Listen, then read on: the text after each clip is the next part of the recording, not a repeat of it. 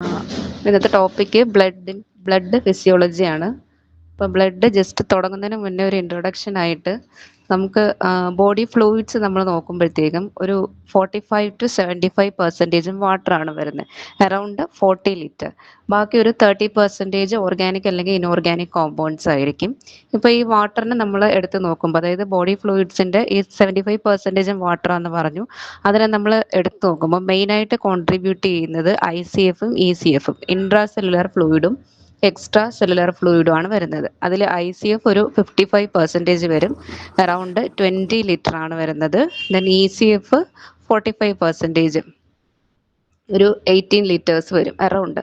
ഏകദേശ വാല്യൂസ് ആണ് പറയുന്നത്.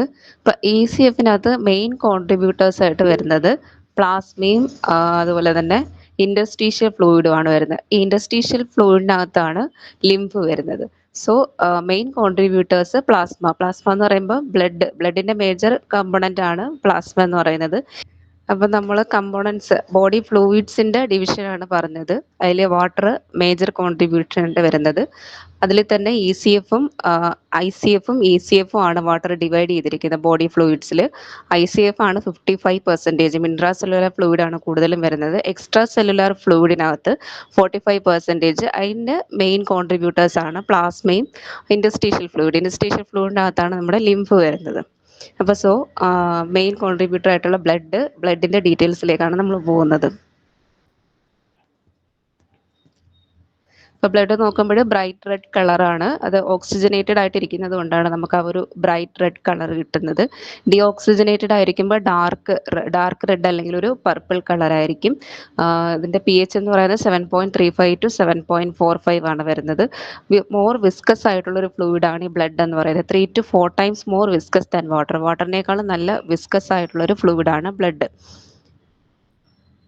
ഇപ്പോൾ ബ്ലഡ് എടുക്കുമ്പോൾ നോർമൽ ബ്ലഡിൻ്റെ നമ്മുടെ ബോഡിയിൽ നോർമൽ അളവെന്ന് പറയുന്നത് 5 ലിറ്റേഴ്സ് ആണ് ബ്ലഡിൻ്റെ നോർമൽ അളവെന്ന് പറയുന്നത്. അതിൽ തന്നെ 45%ഉം ഫോംഡ് എലമെൻറ്റ്സ് എന്ന് പറയും. ബ്ലഡിൻ്റെ കോൺസ്റ്റിറ്റ്യുവൻസ് നമ്മൾ എടുക്കുമ്പോൾ മെയിനായിട്ടും ബ്ലഡ് പ്ലാസ്മയും ഫോംഡ് എലമെൻറ്റ്സും ഗ്യാസസും ആണ് വരുന്നത്. 55%ഉം പ്ലാസ്മയാണ്, 45% ഈ ഫോംഡ് എലമെൻറ്റ്സ് അല്ലെങ്കിൽ blood cells, RBC, WBC, platelet എന്ന് പറയുന്നതാണ്. പിന്നെ ചെറിയൊരു എമൗണ്ടിൽ ഗ്യാസസും വരുന്നുണ്ട്. പ്ലാസ്മയുടെ മേജർ കോൺട്രിബ്യൂട്ടർ എന്ന് പറയുന്നത് പ്ലാസ്മ പ്രോട്ടീൻസ് ആണ്. ഇതാണ് ആ ഒരു chart.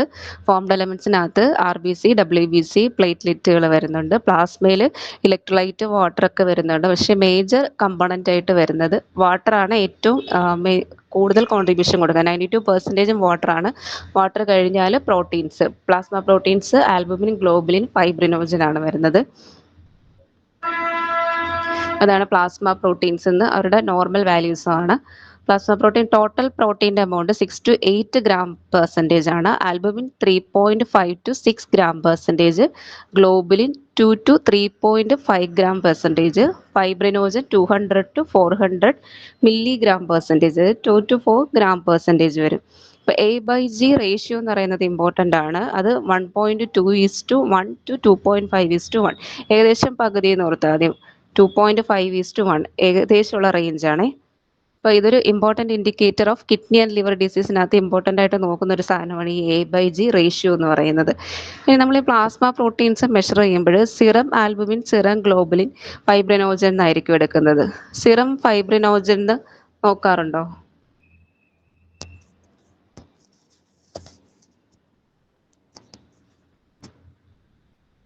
Hello,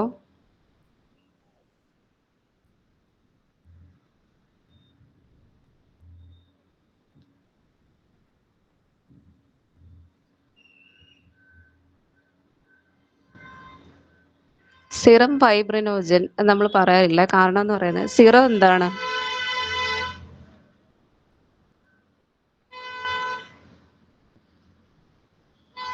blood plasma minus എന്താണ്, പറഞ്ഞോളൂ.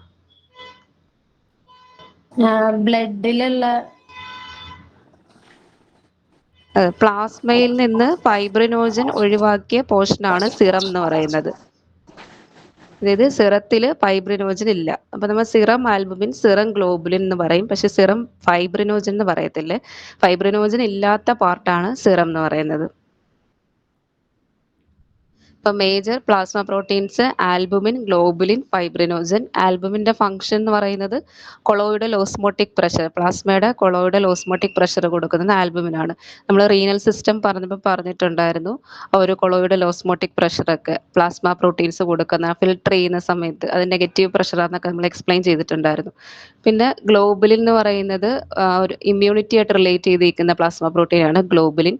ഫൈബ്രിനോജൻ ബ്ലഡ് ക്ലോട്ടിങ്ങിന് ഹെൽപ്പ് ചെയ്യുന്ന പ്രോട്ടീനാണ്. അപ്പോൾ അത്രയാണ് ഇൻട്രഡക്ഷൻ പ്ലാസ്മയും പ്ലാസ്മ പ്രോട്ടീൻസും.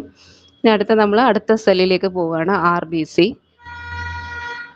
RBC അല്ലെങ്കിൽ എറിത്രോസൈറ്റ്സ് എന്ന് പറയുന്നത് ബൈക്കോൺകേവ് ഷേപ്പിലുള്ള ബ്ലഡ് സെൽസ് ആണ് ആർ ബി സിയുടെ നോർമൽ വാല്യൂസ് അത് ഡിഫറെൻറ്റ് മെയിൽ ഫീമെയിൽ ഡിഫറൻസിയേഷൻ ഉണ്ട്.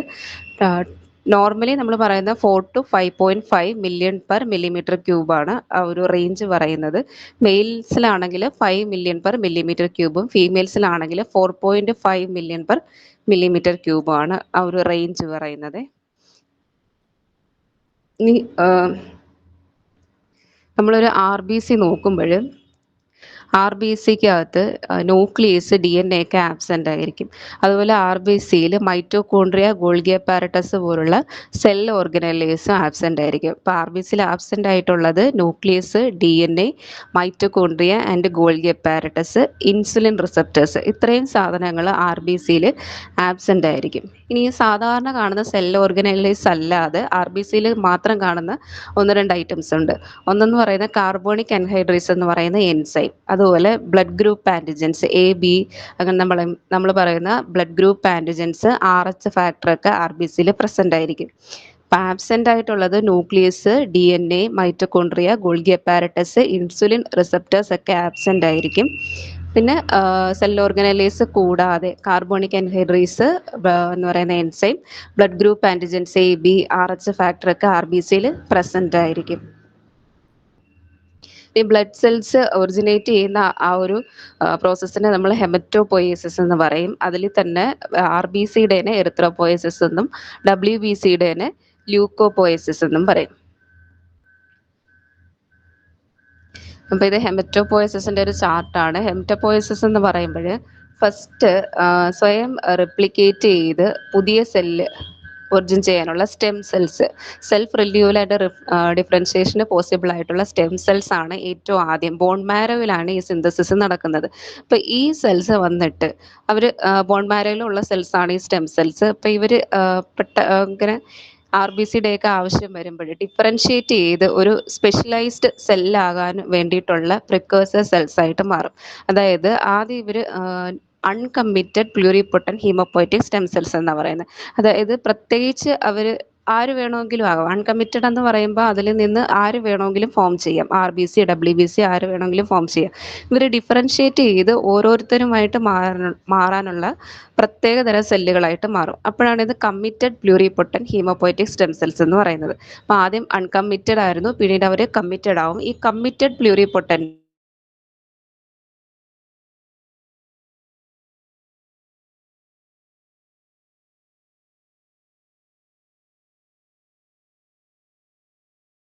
ഫോമിംഗ് ബ്ലാസ്റ്റോസിസ്റ്റ് അല്ലെങ്കിൽ കോളനി ഫോമിംഗ് യൂണിറ്റ് എന്ന് പറയും. അതാണ് ഈ CFU എന്ന് കൊടുത്തിരിക്കുന്നത്, കോളനി ഫോമിംഗ് യൂണിറ്റ്.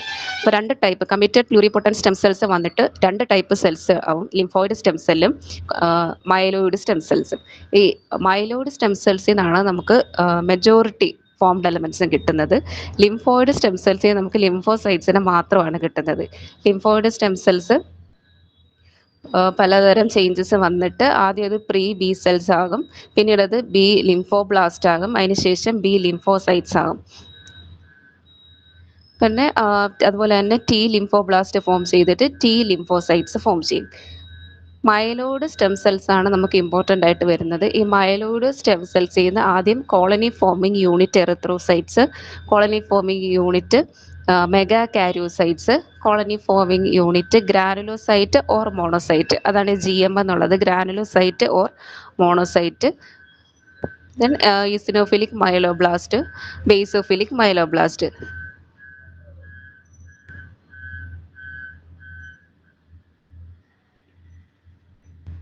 അപ്പോൾ ഈ മൈലോയിഡ് സ്റ്റെം സെൽസ് ഡിഫറൻഷിയേറ്റ് ചെയ്ത് ഇത്രയും ഗ്രൂപ്പായിട്ട് മാറും. കോളനി ഫോമിംഗ് യൂണിറ്റ് എറിത്രോസൈറ്റും, colony forming unit megakaryocyte and colony forming unit monocyte or granulocyte, ഇത്രയായിട്ട് ഡിഫറൻഷിയേറ്റ് ചെയ്ത് മാറും. ഇനി കോളനി ഫോമിംഗ് യൂണിറ്റ് എറിത്രോസൈറ്റ്സിൽ നിന്നാണ് പിന്നീട് പല ചേഞ്ചസും നടന്നിട്ട് അത് നമുക്ക് എറിത്രോസൈറ്റ്സ് അല്ലെങ്കിൽ RBC ആയിട്ട് കിട്ടുന്നത്. അപ്പോൾ ഇതിൻ്റെ ഇടയ്ക്ക് കുറേ സ്റ്റേജസ് ഉണ്ട്, അത് നമ്മൾ ഡീറ്റെയിൽ ആയിട്ട് പറയും. അതുപോലെ കോളനി ഫോമിംഗ് യൂണിറ്റ് മെഗാ കാരോസൈറ്റ്സിൽ നിന്നാണ് നമുക്ക് എന്ത് കിട്ടുന്നത്, പ്ലേറ്റ്ലെറ്റിനെ കിട്ടുന്നത്. ഈ കോളനി ഫോമിംഗ് യൂണിറ്റ് മെഗാ കാരോസൈറ്റ്സ് പിന്നീട് മെഗാ കാരിയോ ബ്ലാസ്റ്റ് ആയിട്ട് ചേഞ്ച് ചെയ്യും, അത് മെഗാ കാരോസൈറ്റ്സ് ആകും. അതിൽ നിന്ന് നമുക്ക് ലാസ്റ്റ് പ്ലേറ്റ്ലെറ്റിനെ കിട്ടുന്നത്. ഇനി ഗ്രാനുലോസൈറ്റ് അല്ലെങ്കിൽ മോണോസൈറ്റ്, അതിൽ നിന്ന് മോണോബ്ലാസ്റ്റും മൈലോബ്ലാസ്റ്റും ഫോം ചെയ്യും. മോണോബ്ലാസ്റ്റിൽ നിന്ന് നമുക്ക് മോണോസൈറ്റ്സ്, മൈലോബ്ലാസ്റ്റിൽ നിന്ന് ന്യൂട്രോഫിൽസ്, ഈസിനോഫിലിക് മൈലോബ്ലാസ്റ്റിൽ നിന്ന് ഈസിനോഫിൽസ്, ബേസോഫിലിക് മൈലോബ്ലാസ്റ്റിൽ നിന്ന് ബേസോഫിൽസ്. അപ്പോൾ പ്രിക്കേഴ്സർ സെൽസ് ഇവരാണ് വരുന്നത്, കോളനി ഫോമിംഗ് യൂണിറ്റ് എറിത്രോസൈറ്റ്സ് അല്ലെങ്കിൽ മൈലോയിഡ് സ്റ്റെം സെൽസ്. ഇപ്പോൾ ബോൺ മാരോയിൽ ഉണ്ടായിരുന്ന അൺകമ്മിറ്റഡ് പ്ലൂറിപൊട്ടൻറ്റ് ഹെമറ്റോപോയറ്റിക് സ്റ്റെം സെൽസ് ആയിരുന്നു. അവർ ഓരോ സെൽസ് ഫോം ചെയ്യുന്നതിന് വേണ്ടിയിട്ട് ഡിഫറൻഷിയേറ്റ് ചെയ്ത് കമ്മിറ്റഡ് ആകും. Committed pluripotent haemopoietic stem cells ആകും. ഇവർ രണ്ട് ഗ്രൂപ്പായിട്ട് തിരിയും, ലിംഫോയിഡ് സ്റ്റെം സെൽസും മൈലോയിഡ് സ്റ്റെം സെൽസും. മൈലോയിഡ് സ്റ്റെം സെൽസിൽ നിന്നാണ് നമുക്ക് മെജോറിറ്റി ഫോംഡ് എലമെന്റ്സിനെ കിട്ടുന്നത്. ലിംഫോയിഡ് സ്റ്റെം സെൽസിൽ നിന്ന് ലിംഫോസൈറ്റ്സിനെ മാത്രമാണ് കിട്ടുന്നത്.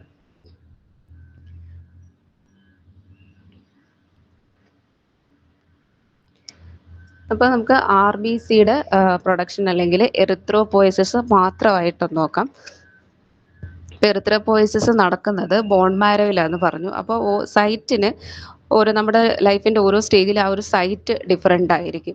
എറിത്രോപോയസിസ് എന്ന് വെച്ചാൽ process of origin development and maturation of erythrocyte. Formation മാത്രമല്ല, ഒറിജിൻ ഡെവലപ്മെൻറ്റ് മെച്ചുറേഷൻ ഓഫ് എറിത്രോസൈറ്റ്സിനെയാണ് നമ്മൾ എറിത്രോപോയസിസ് എന്ന് പറയുന്നത്. ജനറലായിട്ട് എല്ലാ സെൽസിനെയും കൂടെ ചേർത്തിട്ടാണെങ്കിൽ ഹെമറ്റോപോയസിസ് എന്ന് പറയും. അപ്പോൾ ഫീറ്റൽ ലൈഫിലാണെങ്കിൽ എറിത്രോപോയസിസ് നടക്കുന്നത് 3 സ്റ്റേജസ് ആയിട്ടാണ്. ഫസ്റ്റ് എന്ന് പറയുന്നത് മീസോബ്ലാസ്റ്റിക് സ്റ്റേജ് എന്ന് പറയുന്നത് ഫസ്റ്റ് ട്രൈമസ്റ്ററിൽ ആദ്യത്തെ 2 മാസം യോഗ് സാക്കിലെ മീസൻകൈമീന്നായിരിക്കും ഈ RBCസിനെ പ്രൊഡ്യൂസ് ചെയ്യുന്നത്. നെക്സ്റ്റ് ഒരു 4 മന്ത് വരെ ഹെപ്പാറ്റിക് സ്റ്റേജ് ആണ്. അതായത് 3rd മന്ത് ഓൺവേർഡ്സ് ലിവർ ആയിരിക്കും മെയിനായിട്ടും RBCസിനെ പ്രൊഡ്യൂസ് ചെയ്യുന്നത്. ചെറിയ തോതിൽ സ്പ്ലീന്, ലിംഫോയിഡ് ഓർഗൻസ് ഒക്കെ വരുന്നുണ്ട്. മെയിനായിട്ട് ലിവർ ആയിരിക്കും ഈ RBCസിനെ പ്രൊഡ്യൂസ് ചെയ്യുന്നത്. ആൻഡ് ഫൈനൽ സ്റ്റേജ് ആണ് മൈലോയിഡ് സ്റ്റേജ് എന്ന് പറയുന്നത്. മൈലോയിഡ് സ്റ്റേജ് ലാസ്റ്റ് 3 മന്തിലാണ് വരുന്നത്. അവിടെ റെഡ് ബോൺ മാരോയും ലിവറും ആണ് ഇമ്പോർട്ടൻ്റ് ആയിട്ട് RBCനെ പ്രൊഡ്യൂസ് ചെയ്യുന്നത്. അപ്പോൾ ഫീറ്റൽ ലൈഫിൽ തന്നെ 3 നിന്ന് നമുക്ക് RBCസ് പ്രൊഡ്യൂസ് ചെയ്യുന്നുണ്ട്. ഫസ്റ്റ് എന്ന് പറയുന്നത് yoga സാക്കിൻ്റെ മീസൻകൈം. Second one hepatic stage, അവിടെ ലിവർ ആണ് മെയിനായിട്ടും RBC പ്രൊഡ്യൂസ് ചെയ്യുന്നത്. ലാസ്റ്റ് 3 മന്തിൽ മൈലോയിഡ് സ്റ്റേജ് അല്ലെങ്കിൽ റെഡ് ബോൺ മാരോയിൽ നിന്നും ലിവറിൽ നിന്നും ആയിരിക്കും മെയിനായിട്ടും RBC പ്രൊഡ്യൂസ് ചെയ്യുന്നത്. ദെൻ അതിന് ശേഷം വരുന്നത് ഇപ്പം ന്യൂ ബോൺസ്, ചിൽഡ്രൻ, അഡൽട്ടിലൊക്കെ ആകുമ്പോഴത്തേക്കും റെഡ് ബോൺ മാരോയിൽ നിന്ന് മാത്രമായിരിക്കും പ്രൊഡ്യൂസ് ചെയ്യുന്നത്. അതിൽ തന്നെ ആഫ്റ്റർ 20 ഇയേഴ്സ് ഒക്കെ കഴിയുമ്പോഴത്തേക്കും മെംബ്രേനിയസ് ബോൺസിൻ്റെ ബോൺ മാരോയിൽ നിന്ന് മാത്രമായിരിക്കും പ്രൊഡ്യൂസ് ചെയ്യുന്നത്. അപ് ടു 20 ഇയേഴ്സ് ഒക്കെ വരെ എല്ലാ ബോൺസിൻ്റെയും ബോൺ മാരോയിൽ നിന്ന് ഈ RBCസിനെ പ്രൊഡ്യൂസ് ചെയ്യുന്നുണ്ട്.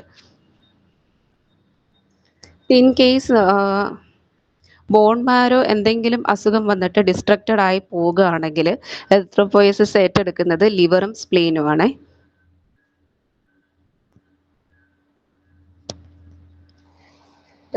അപ്പോൾ സൈറ്റിനെ പറ്റിയിട്ട് ഇത്രയാണ് പറയാനുള്ളത്. റെഡ് ബോൺ മാരോ എന്നാണ് ഇമ്പോർട്ടൻ്റ് ആയിട്ടും എറിത്രോപോയസിസ് നടക്കുന്നത്. ഇനി ഓരോ സ്റ്റേജസ് ഉണ്ട്. ഇപ്പോൾ നമുക്ക് ഫസ്റ്റ് നമ്മൾ പറഞ്ഞു കമ്മിറ്റഡ് പ്ലൂറിപൊട്ടൻറ്റ് സ്റ്റെം സെൽസ് ആയിട്ട് അടുത്ത സ്റ്റേജ് എന്ന് പറയുന്നത് കോളനി ഫോമിംഗ് യൂണിറ്റ് എറിത്രോസൈറ്റ്സ് ആയിരുന്നു. അത് ചേഞ്ച് ചെയ്തിട്ട് പ്രോ എറിത്രോബ്ലാസ്റ്റ് അല്ലെങ്കിൽ മെഗാലോബ്ലാസ്റ്റ് എന്നുള്ളതാണ് അടുത്ത സ്റ്റേജ്. അതാണ് ഈ CFUE എന്ന് ഫസ്റ്റ് വരുന്ന സെൽ എന്ന് പറയുന്നത് പ്രോ എറിത്രോബ്ലാസ്റ്റ് അല്ലെങ്കിൽ മെഗാലോബ്ലാസ്റ്റ്. ഈ മെഗാലോബ്ലാസ്റ്റിൽ ന്യൂക്ലിയസ് പ്രസൻ്റ് ആയിരിക്കും, ന്യൂക്ലിയോലയൊക്കെ പ്രസൻ്റ് ആയിരിക്കും. ഹീമോഗ്ലോബിൻ്റെ സിന്തസിസ് സ്റ്റാർട്ട് ചെയ്യുന്നത് പ്രോ എറിത്രോബ്ലാസ്റ്റിലാണ്. പ്രോ എറിത്രോബ്ലാസ്റ്റ് ചേഞ്ച് ചെയ്ത് വരുന്നതാണ് ഏർലി നോർമോബ്ലാസ്റ്റ് വരുമ്പോഴത്തേക്കും ന്യൂക്ലിയോലെ ഡിസപ്പിയർ ചെയ്യും, ന്യൂക്ലിയസ് പക്ഷേ പ്രസൻ്റ് ആയിരിക്കും. അതിനുശേഷം വരുന്നതാണ് ഇൻ്റർമീഡിയറ്റ് നോർമോബ്ലാസ്റ്റിനും ന്യൂക്ലിയസ് ഉണ്ടായിരിക്കും. ഹീമോഗ്ലോബിൻ അപ്പിയർ ചെയ്യാൻ തുടങ്ങുന്നത് ഈ ഇന്റർമീഡിയറ്റ് നോർമോബ്ലാസ്റ്റ് വരുമ്പോഴാണ്. സിന്തസിസ് സ്റ്റാർട്ട് ചെയ്യുന്നത് പ്രോ എറിത്രോബ്ലാസ്റ്റ് അല്ലെങ്കിൽ മെഗാലോബ്ലാസ്റ്റിലാണ്. പക്ഷേ ഹീമോഗ്ലോബിൻ ഒരു കാണാൻ തുടങ്ങുന്നത് ഇന്റർമീഡിയറ്റ് നോർമോബ്ലാസ്റ്റിനകത്തായിരിക്കും. അടുത്ത സ്റ്റേജാണ് ലേറ്റ് നോർമോബ്ലാസ്റ്റ് എന്ന് പറയുന്നത്. അപ്പോൾ അവിടെ വരുമ്പോഴത്തേക്കും ന്യൂക്ലിയസ് ഡിസപ്പിയർ ആയി പോവുകയാണ്. അപ്പോൾ അവിടുത്തെ ആ ന്യൂക്ലിയസിന് ഇങ്ക് സ്പോട്ട് ന്യൂക്ലിയസ് എന്നുള്ളത് പറയും. അതായത് ന്യൂക്ലിയസിനകത്ത് ഈ ക്രൊമാറ്റിൻ നെറ്റ്വർക്ക് കണ്ടൻസ് ചെയ്ത് ചുരുങ്ങി പോകുന്ന ആ ഒരു സ്റ്റേജാണ് ഇങ്ക് സ്പോട്ട് ന്യൂക്ലിയസ് എന്ന് പറയുന്നത്. ന്യൂക്ലിയസ് ഡിസപ്പിയർ ആകുന്ന സ്റ്റേജാണ് ഈ ലേറ്റ് നോർമോബ്ലാസ്റ്റ് എന്ന് പറയുന്നത്. അടുത്ത റെറ്റിക്കുലോസൈറ്റ്സ് ആകുമ്പോഴത്തേക്കും റെറ്റിക്കുലം ഫോം ചെയ്യും. ഇമ്മച്വർ ആർ ബി സി ആണ് ഈ റെറ്റിക്കുലോസൈറ്റ്സ് എന്ന് പറയുന്നത്. ഗോൾഗി അപ്പാരറ്റസ് മൈറ്റോകോൺട്രിയൊക്കെ ഡിസിൻറ്റഗ്രേറ്റ് ചെയ്ത് പോകുന്നത് ഈ റെറ്റിക്കുലോസൈറ്റ് സ്റ്റേജിലെത്തുമ്പോഴാണ്. ഇപ്പോൾ ഇമ്മച്വർ ആർ ബി സിസ് ആ സ്റ്റേജിലേക്ക് എത്തുമ്പോൾ ഇവരെ സൈറ്റ് ഓഫ് പ്രൊഡക്ഷനിൽ നിന്ന് കാപ്പിലറീസിലോട്ട് റിലീസ് ചെയ്യും. അതിനുശേഷം കാപ്പിലറീസിൽ എത്തിക്കഴിയുമ്പോഴത്തേക്കും ഇവർ മെച്യൂർ ആവുകയാണ്. മെച്യൂർഡ് ആർ ബി സി ആയിട്ട് മാറുകയാണ്. ഇപ്പോൾ റെറ്റിക്കുലമൊക്കെ ഡിസപ്പിയർ ചെയ്തിട്ട് ബൈകോൺകേവ് ഷേപ്പ് അറ്റൈൻ ചെയ്യും. അപ്പോൾ ഇത്രയാണ് ഇമ്പോർട്ടൻ്റ് ആയിട്ടുള്ള ആ ഒരു സ്റ്റേജസ്. ഫസ്റ്റ് നമുക്ക് CFUE ആയിരുന്നു ഉണ്ടായിരുന്നത്. അതിൽ നിന്ന് പ്രോ എറിത്രോബ്ലാസ്റ്റ് സ്റ്റേജിലേക്ക് വന്നു. പ്രോ എറിത്രോബ്ലാസ്റ്റ് വിത്ത് ന്യൂക്ലിയസ് ന്യൂക്ലിയോല എല്ലാം ഉള്ള സ്റ്റേജാണ് പ്രോ എറിത്രോബ്ലാസ്റ്റ്. അതിനകത്ത് തന്നെയാണ് ഹീമോഗ്ലോബിൻ്റെ സിന്തസിസ് സ്റ്റാർട്ട് ചെയ്യുന്നത്. പക്ഷേ ഹീമോഗ്ലോബിൻ അപ്പിയർ ചെയ്യാൻ തുടങ്ങുന്നത് ഇന്റർമീഡിയറ്റ് നോർമോബ്ലാസ്റ്റിലാണ്. അപ്പോൾ പ്രോ എറിത്രോബ്ലാസ്റ്റ് അവിടെ നിന്ന് അടുത്ത stage early normoblast. Again early നോർമോബ്ലാസ്റ്റിനും ന്യൂക്ലിയസ് ഉണ്ട്, ന്യൂക്ലിയോല് പക്ഷേ ആബ്സെൻ്റ് ആണ്. ഇന്റർമീഡിയറ്റ് നോർമോബ്ലാസ്റ്റിലേക്ക് വന്നപ്പോൾ അവിടെയും ന്യൂക്ലിയസ് ഉണ്ട്, ഹീമോഗ്ലോബിൻ അപ്പിയർ ചെയ്യാൻ തുടങ്ങിയിട്ടുണ്ട്. ലേറ്റ് നോർമോബ്ലാസ്റ്റി വരുമ്പോഴാണ് ന്യൂക്ലിയസ് ഡിസപ്പിയർ ചെയ്യുന്നത്. Then immature R B C അല്ലെങ്കിൽ റെറ്റിക്കുലോസൈറ്റ്സിൽ വരുമ്പോൾ ഇമ്മച്വർ ആണ്. അപ്പോൾ അവർ റെറ്റിക്കുലം ഫോം ചെയ്തിട്ടുണ്ട്. അതിനെ കാപ്പിലറീസിലോട്ട് റിലീസ് ചെയ്യും. കാപ്പിലറീസിൽ വന്നതിന് ശേഷം അവർ മെച്യൂർ ആകും. അപ്പോൾ റെറ്റിക്കുലമൊക്കെ ഡിസപ്പിയർ ചെയ്തിട്ട് ബൈകോൺകേവ് ഷേപ്പും അറ്റൈൻ ചെയ്യും. എത്രയാണ് എറിത്രോപോയിസിസ്? ക്ലിയർ ആണോ എറിത്രോപോയിസിസ്?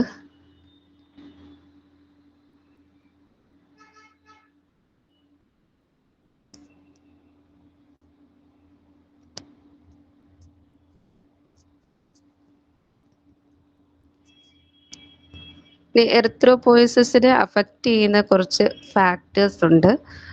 അതിൽ ഇമ്പോർട്ടൻ്റ് ആയിട്ടെന്ന് പറയുന്നത് ഒന്ന് എറിത്രോപോയറ്റിനാണ്. എറിത്രോപോയറ്റിൻ എന്ന് പറയുന്നത് ഒരു ഹോർമോണാണ്. അതിൻ്റെ source of secretion peritubular capillaries of kidney liver brain അവിടെ നിന്നൊക്കെയാണ് ഇത് വരുന്നത്. അതായത് നമുക്ക് ഹൈപ്പോക്സിയ എന്ന് പറയുന്ന കണ്ടീഷൻ വരുന്നു. ഓക്സിജൻ്റെ കുറവ് വരുമ്പോഴത്തേക്കും കൂടുതൽ ഓക്സിജനെ നമുക്ക് ക്യാരി ചെയ്യാൻ വേണ്ടിയിട്ട് ആർ ബി സിയുടെ പ്രൊഡക്ഷൻ കൂടും. അപ്പോൾ അത് കൂട്ടാൻ വേണ്ടിയിട്ട് വരുന്ന ആളാണ് ഈ എറിത്രോപോയറ്റിൻ എന്ന് പറയുന്നത്.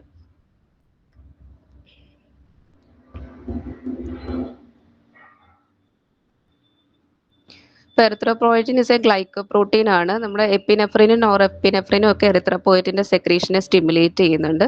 Maximum production within 24 hours to 5 daysലാണ് നടക്കുന്നത്.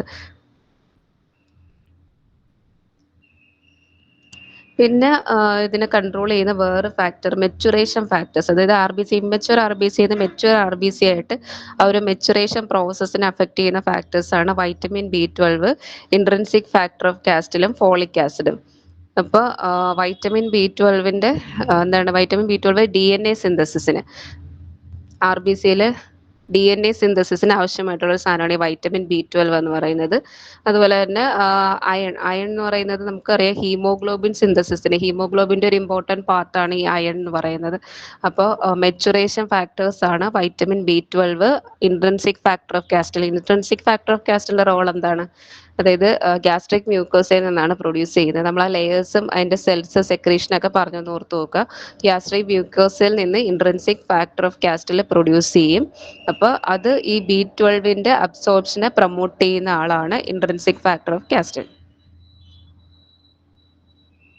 ഇതിൻ്റെയൊക്കെ ഡെഫിഷ്യൻസി കാരണം ഉണ്ടാകുന്നതാണ് megaloblastic anaemia. Vitamin B12, folic ആസിഡിൻ്റെ ഒക്കെ ഡെഫിഷ്യൻസി കാരണം ഉണ്ടാകുന്നതാണ് മെഗാലോബ്ലാസ്റ്റിക് അനീമിയ. അപ്പോൾ ഫാക്ടേഴ്സ് അഫക്റ്റിംഗ് എറിത്രോപോയിസിസിനകത്ത് ഇമ്പോർട്ടൻ്റ് ആയിട്ട് വരുന്ന ഒരാൾ എറിത്രോപോയറ്റിനാണ്. രണ്ടാമത് പിന്നെ മെച്ചുറേഷൻ ഫാക്ടേഴ്സ് ആണ്. അതിനകത്ത് vitamin B12, intrinsic factor of കാസ്റ്റിലും ഫോളിക് ആസിഡും. ഇത്രയാണ് ഇമ്പോർട്ടൻ്റ് ആയിട്ടുള്ള factors affecting erythropoiesis.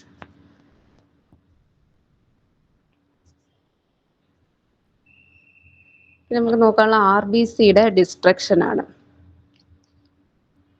Normal life span എത്രയാണ് RBCയുടെ? 120. 120 ഡേയ്സ്. ഇപ്പോൾ 120 ഡേയ്സ് കഴിയുമ്പോഴത്തേക്കും RBCs റെറ്റിക്കുലോ എൻഡോത്തീലിയൽ സിസ്റ്റത്തിൽ വെച്ചിട്ട് ഡിസ്ട്രക്റ്റഡ് ആവുകയാണ് ചെയ്യുന്നത്. അപ്പോൾ മോസ്റ്റ് കോമൺലി ഈ ഡിസ്ട്രക്ഷൻ നടക്കുന്നത് സ്പ്ലീനിൽ വെച്ചിട്ടാണ്. സ്പ്ലീനിൽ റെഡ് പൾപ്പ്, അതായത് സ്പ്ലെനിക് കാപ്പിലറീസ് ഒക്കെ സ്മോൾ ആയതുകൊണ്ട് അത് ഇതിനതിൽ കൂടെ പാസ് ചെയ്യാൻ, അതായത് ഏജ് ആകുമ്പോഴത്തേക്ക് ഇതിനതിൽ കൂടെ പാസ് ചെയ്യാനായിട്ട് ബുദ്ധിമുട്ടായിരിക്കും. അപ്പോൾ സ്പ്ലെനിക് കാപ്പിലറീസിൽ കൂടെ പോകുന്ന സമയത്ത് ഇതിന് ഡിസ്ട്രക്ഷൻ സംഭവിക്കും RBCക്ക്. അതുകൊണ്ട് തന്നെ സ്പ്ലീനിലെ ഗ്രേവ് യാർഡ് ഓഫ് RBC എന്നാണ് പറയുന്നത്. അപ്പോൾ RBC ഡിസ്ട്രക്ഷൻ സംഭവിച്ചു കഴിയുമ്പോഴത്തേക്കും ഫ്രാഗ്മെൻറ്റഡ് ആവുമ്പോൾ ഇതിൽ നിന്ന് ഹീമോഗ്ലോബിനെ റിലീസ് ചെയ്യും. ഈ റിലീസ് ചെയ്ത ഹീമോഗ്ലോബിനെ നമ്മൾ മാക്രോഫേജസ്, അതായത് പർട്ടിക്കുലർലി ലിവറിലെ കുഫർ സെൽസ് ആണ് പറയുന്നത്, മാക്രോഫേജസ് പോയി എൻഗൾഫ് ചെയ്യും. ഫാഗോസൈറ്റോസിസ് നടത്താൻ വേണ്ടിയിട്ട് എൻഗൾഫ് ചെയ്ത് ഹീമോഗ്ലോബിനെ ഫാഗോസൈറ്റോസിസ് നടത്തി ഡിഗ്രേഡ് ചെയ്യും. അപ്പം അങ്ങനെ ഹീമോഗ്ലോബിനെ ഡിഗ്രേഡ് ചെയ്യുമ്പോൾ നമുക്ക് കിട്ടുന്നതാണ് അയൺ ഗ്ലോബിൻ പോർഫൈറിൻ. അതായത് ഹീമോഗ്ലോബിൻ്റെ സ്ട്രക്ചർ പറയുമ്പോൾ പറയാട്ടോ. അപ്പം അതിനകത്തുനിന്ന് അയൺ ഗ്ലോബിൻ പോർഫൈറിൻ റിലീസാകും. അയൺ എന്ത് ചെയ്യും? അപ്പോഫെറിറ്റിൻ എന്ന് പറയുന്ന ഒരു പ്രോട്ടീനുമായിട്ട് ചേർന്നിട്ട് ഫെറിറ്റിൻ ആവും. ഈ ഫെറിറ്റിനാണ് അയണിൻ്റെ സ്റ്റോറേജ് ഫോം എന്ന് പറയുന്നത്. നമ്മുടെ ശരീരത്തിൽ അയൺ സ്റ്റോർ ചെയ്യുന്നത് ഫെറിറ്റിനായിട്ടാണ്. ദെൻ ഗ്ലോബിൻ എന്ന് പറയുന്നത് അതിൻ്റെ പ്രോട്ടീൻ പാർട്ടാണ്. അത് പ്രോട്ടീൻ പൂളിലേക്ക് പോയിട്ട് അത് സ്റ്റോർഡ് ആയിട്ടിരിക്കും, നമുക്ക് ആവശ്യമുള്ളപ്പോൾ ഉപയോഗിക്കാൻ വേണ്ടിയിട്ടുള്ള പ്രോട്ടീൻ ആയിട്ടിരിക്കും. ദെൻ പോർഫൈറിൻ എന്ന് പറയുന്നത് പിഗ്മെന്റ് പാർട്ടാണ്. അതിന് ഡിഗ്രഡേഷൻ സംഭവിച്ചിട്ട് ബിലിറൂബിനായിട്ട് എക്സ്ക്രീറ്റ് ചെയ്ത് പോവും. അപ്പോൾ ഡിസ്ട്രക്ഷൻ സംഭവിക്കുമ്പോൾ അയൺ ഗ്ലോബിൻ പോർഫൈറിൻ ആയിട്ടാണ് സ്പ്ലിറ്റ് ചെയ്യുന്നത്. അയൺ അപ്പോഫെറിറ്റിനുമായിട്ട് ചേർന്നിട്ട് ഫെറിറ്റിനാവും, അത് സ്റ്റോർ ചെയ്യും. ദെൻ ഗ്ലോബിൻ നേരെ പ്രോട്ടീൻ സ്റ്റോറേജ് ഹൗസിലേക്കാണ് പോകുന്നത്, അതും പിന്നീട് സ്റ്റോർ ചെയ്തിട്ട് റീയൂസ് ചെയ്യും. പോർഫൈറിൻ ബിലിറൂബിനായിട്ട് സ്പ്ലിറ്റ് ചെയ്ത് എക്സ്ക്രീറ്റ് ചെയ്ത് കളയും. ഇപ്പോൾ RBCയുടെ ഡിസ്ട്രക്ഷൻ പറഞ്ഞു, RBC സിന്തസിസും പറഞ്ഞു, ഡിസ്ട്രക്ഷനും പറഞ്ഞു. ഇനി ഹീമോഗ്ലോബിൻ്റെ ഫോർമേഷൻ ആണ്.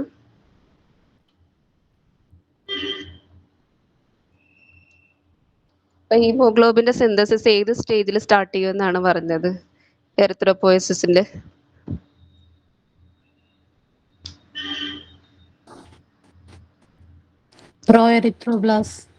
അതെ, പ്രോ എറിത്രോബ്ലാസ്റ്റില് ഹീമോഗ്ലോബിന്റെ സിന്തസിസ് സ്റ്റാർട്ട് ചെയ്യും. അത് അപ്പിയർ ചെയ്യാൻ തുടങ്ങുന്ന സ്റ്റേജ് ഏതാണ്?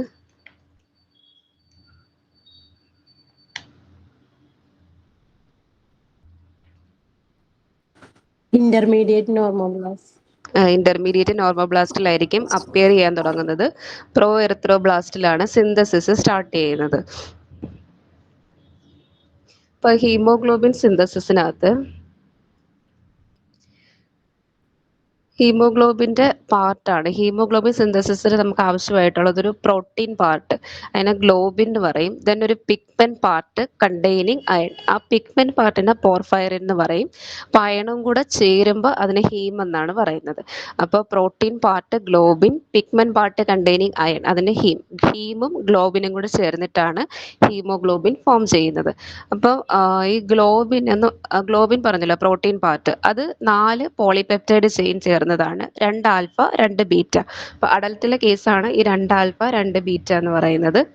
ദെൻ 2 ടൈപ്പ്, ആ ഒരു പോളിപെപ്റ്റൈഡിനനുസരിച്ചിട്ട് 2 ടൈപ്പ് ഹീമോഗ്ലോബിനാണ് നമുക്കുള്ളത്. അഡൽട്ടും ഫീറ്റസിലും കാണുന്ന ഹീമോഗ്ലോബിൻ, അഡൽട്ടിലാണെങ്കിൽ 2 ആൽഫയും 2 ബീറ്റ ചെയിനും ആയിരിക്കും വരുന്നത്. ഫീറ്റസിലാണെങ്കിൽ 2 ആൽഫയും 2 ഗാമ ചെയിനും ആയിരിക്കും വരുന്നത്. അപ്പോൾ ആഫ്റ്റർ ബർത്ത് ഒരു 10 to 12 വീക്കിനകത്ത് ഈ ഗാമ ചെയിനെ റീപ്ലേസ് ചെയ്തിട്ട് ബീറ്റ ചെയിൻ വരുവാണ് ചെയ്യുന്നത്.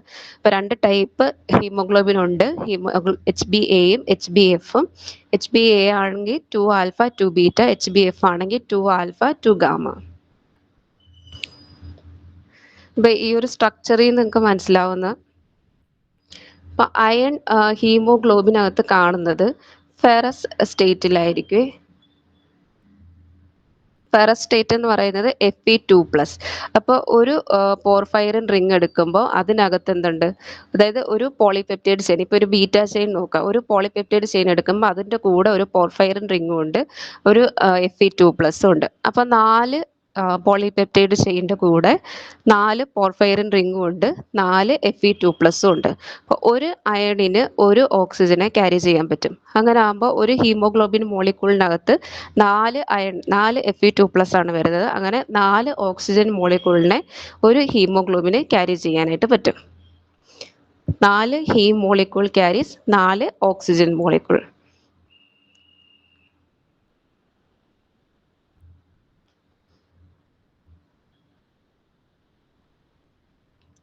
സ്ട്രക്ചർ ക്ലിയർ ആണോ ഹീമോഗ്ലോബിന്റെ?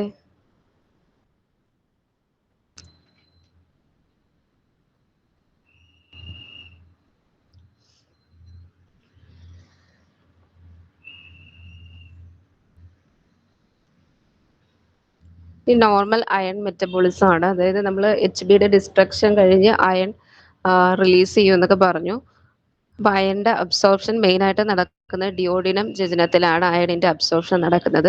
ഹീമോഗ്ലോബിനകത്ത് അയൺ കാണുന്നതെന്ന് വെച്ചാൽ ഫെറസ്റ്റേറ്റ് ആണ്. ഫെറസ്റ്റേറ്റ് എന്ന് വെച്ചാൽ Fe2+. ഈ Fe2+ ആയിട്ടാണ് ഹീമോഗ്ലോബിനകത്ത് അയൺ കാണുന്നത്. ഇപ്പോൾ നമ്മൾ RBCയുടെ ഡിസ്ട്രക്ഷന് ഹീമോഗ്ലോബിൻ ഡിഗ്രേഡ് ചെയ്തിട്ട് Fe2+ ആയിട്ടായിരിക്കും പുറത്തു വരുന്നത്. സോറി,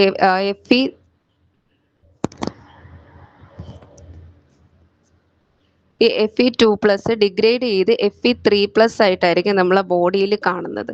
പക്ഷേ ഇത് അബ്സോർബ് ചെയ്യാൻ വേണ്ടിയിട്ട് സ്മോൾ ഇൻറ്റസ്റ്റൈനിലേക്ക്, അതായത് ഡിയോഡിനത്തിലേക്ക് ചെയ്യുമ്പം ഈ Fe3+ അല്ലെങ്കിൽ ഫെറിക് ഫോം എന്ന് പറയും. ഫെറിക് ഫോം ഭയങ്കര അൺസ്റ്റേബിൾ ആയതുകൊണ്ട് ഇതിനെ വീണ്ടും Fe2+ ആക്കി മാറ്റിയിട്ടാണ് അബ്സോർബ് ചെയ്യുന്നത്. സോ ഹീമോഗ്ലോബിനിൽ കാണുന്ന അയൺ എന്ന് പറയുന്നത് Fe2+ അല്ലെങ്കിൽ ഫെറസ്റ്റേറ്റ് ആണ്. ഇത് Fe3+ ആയിട്ട് മാറും ആ ഡിസ്ട്രക്ഷൻ നടക്കുമ്പോൾ. പക്ഷേ അത് അൺസ്റ്റേബിൾ ആയതുകൊണ്ട് വീണ്ടും Fe2+ ആക്കിയിട്ടാണ് ഇതിനെ അബ്സോർബ് ചെയ്യുന്നത്. അപ്പോൾ അബ്സോർബ് ചെയ്യുന്ന ഫോമും ഹീമോഗ്ലോബിന് കാണുന്ന ഫോമും ഫെറസ്റ്റേറ്റ് ആണ്, Fe2+ ആയിട്ടാണ് കാണുന്നത്. ഇനി ഈ അയൺ എന്ത് ചെയ്യും? അയൺ ബീറ്റാ ഗ്ലോബിനുമായിട്ട് ചേർന്നിട്ട്, അത് ബീറ്റാ ഗ്ലോബിൻ എന്ന് പറയുന്ന ഒരു ട്രാൻസ്ഫറിൻ പ്രോട്ടീൻ ആണ്. അപ്പോൾ ആപ്പോ ട്രാൻസ്ഫറിൻ എന്ന് പറയും. അതുമായിട്ട് ചേർന്ന് കാണുന്ന ഫോമാണ് ട്രാൻസ്ഫറിൻ. ഈ ഫോമിലാണ് അയണിനെ ബ്ലഡിൽ കൂടെ ക്യാരി ചെയ്തുകൊണ്ട് പോകുന്നത്. ഇപ്പോൾ Fe3+ ആയിട്ട് നിന്ന അയണിനെ ഈ ആപ്പോ ട്രാൻസ്ഫറിൻ വന്ന് എടുക്കും. അപ്പോഴത്തേക്കും ഇത് ട്രാൻസ്ഫറിൻ ആയിട്ട് ചേഞ്ച് ചെയ്യും. അങ്ങനെ ബ്ലഡിൽ കൂടെ ഇതിനെ ട്രാൻസ്പോർട്ട് ചെയ്യുന്ന ഫോമാണ് ട്രാൻസ്ഫെറിൻ എന്ന് പറയുന്നത്. ദെൻ എക്സസ് ആയിട്ടുള്ള അയൺ അപ്പോഫെറിറ്റിനുമായിട്ട് ചേർന്നിട്ട് ഫെറിറ്റിനായിട്ട് ബോഡിയിൽ സ്റ്റോർ ചെയ്യും. പിന്നെയും എക്സസ് ഉണ്ടെങ്കിൽ ഒരു സ്മോൾ ക്വാണ്ടിറ്റി ഹീമോസിഡറിനായിട്ട് സ്റ്റോർ ചെയ്യും. അപ്പോൾ ഇത്രയാണ് അയണിൻ്റെ ഇമ്പോർട്ടൻ്റ് ആയിട്ടുള്ള ഫോംസ് എന്ന് പറയുന്നത്. അതായത് ഹീമോഗ്ലോബിനിൽ കാണുന്ന ഫോം ഫെറസ് ഫോം അല്ലെങ്കിൽ Fe2+ ആണ്. അതേ ഫോം തന്നെയാണ് അബ്സോർബ് ചെയ്യുന്നത്. ഡിയോഡിനത്തിൽ അബ്സോർബ് ചെയ്യുന്ന ഫോമും ഫെറസ് ഫോം അല്ലെങ്കിൽ Fe2+ ആണ്. പക്ഷേ ബ്ലഡിൽ അതിനെ ട്രാൻസ്പോർട്ട് ചെയ്യുന്ന ഫോം, അതായത് അയണ് പോയിട്ട് ബീറ്റാ ഗ്ലോബിനുമായിട്ട് ചേരും. ബീറ്റാ ഗ്ലോബിൻ എന്ന് പറയുന്നത് അപ്പോ ട്രാൻസ്ഫറിൻ ആണ്. അപ്പോൾ അതുമായിട്ട് ചേർന്ന് ട്രാൻസ്ഫറിൻ ആകും. ആ ഫോമാണ് ട്രാൻസ്പോർട്ട് ചെയ്യുന്ന ഫോം. ട്രാൻസ്ഫറിൻ എന്നുള്ള ഫോമിലാണ് അയണിനെ ട്രാൻസ്പോർട്ട് ചെയ്യുന്നത്. എക്സസ് അയണിനെ എന്ത് ചെയ്യും? അപ്പോഫെറിറ്റിനുമായിട്ട് ചേർന്നിട്ട് ഫെറിറ്റിനാവും. അതാണ് സ്റ്റോറേജ് ഫോം. വീണ്ടും എക്സസ് ഉള്ള അയൺ ഹീമോസിഡറിനായിട്ട് സ്റ്റോർ ചെയ്യും.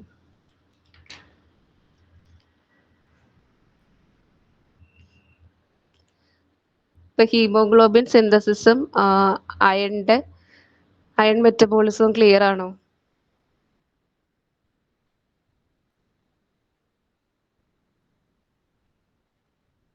ഒന്നുകൂടി പറയണോ? അത് അടുത്തതിലേക്ക് പോകാമോ? ക്ലിയർ ആണ് ഡോക്ടർ. ഇനി നമുക്ക് RBC കൂടുന്ന കണ്ടീഷൻസും RBC കുറയുന്ന കണ്ടീഷൻസും ആണ്. അപ്പോൾ RBC കൂടുന്നതിനെ നമ്മൾ പോളിസൈത്തീമിയ എന്നാണ് പറയുന്നത്, കുറയുന്നത് അനീമിയ. അപ്പം അത് ഡീറ്റെയിൽ ആയിട്ട് PM പാർട്ടിൽ പോവും. എന്നാലും അനീമിയ ജസ്റ്റ് ഒന്ന് നോക്കാം. അനീമിയ ഹെമറേജിക് അനീമിയ ഉണ്ട്. ഹെമറേജിക് അനീമിയ എന്ന് പറയുന്നത് ബ്ലഡ് ലൂസ് കാരണം RBC കൗണ്ട് കുറയുന്നതാണ് ഹെമറേജിക് അനീമിയ എന്ന് പറയുന്നത്. അവിടെ RBCയുടെ മോർഫോളജി നോർമോസൈറ്റിക് നോർമോക്രോമിക് ആകാം, അല്ലെങ്കിൽ മൈക്രോസൈറ്റിക് ഹൈപ്പോക്രോമിക് ആകാം. അത് ഹെമറേജിക് അനീമിയ.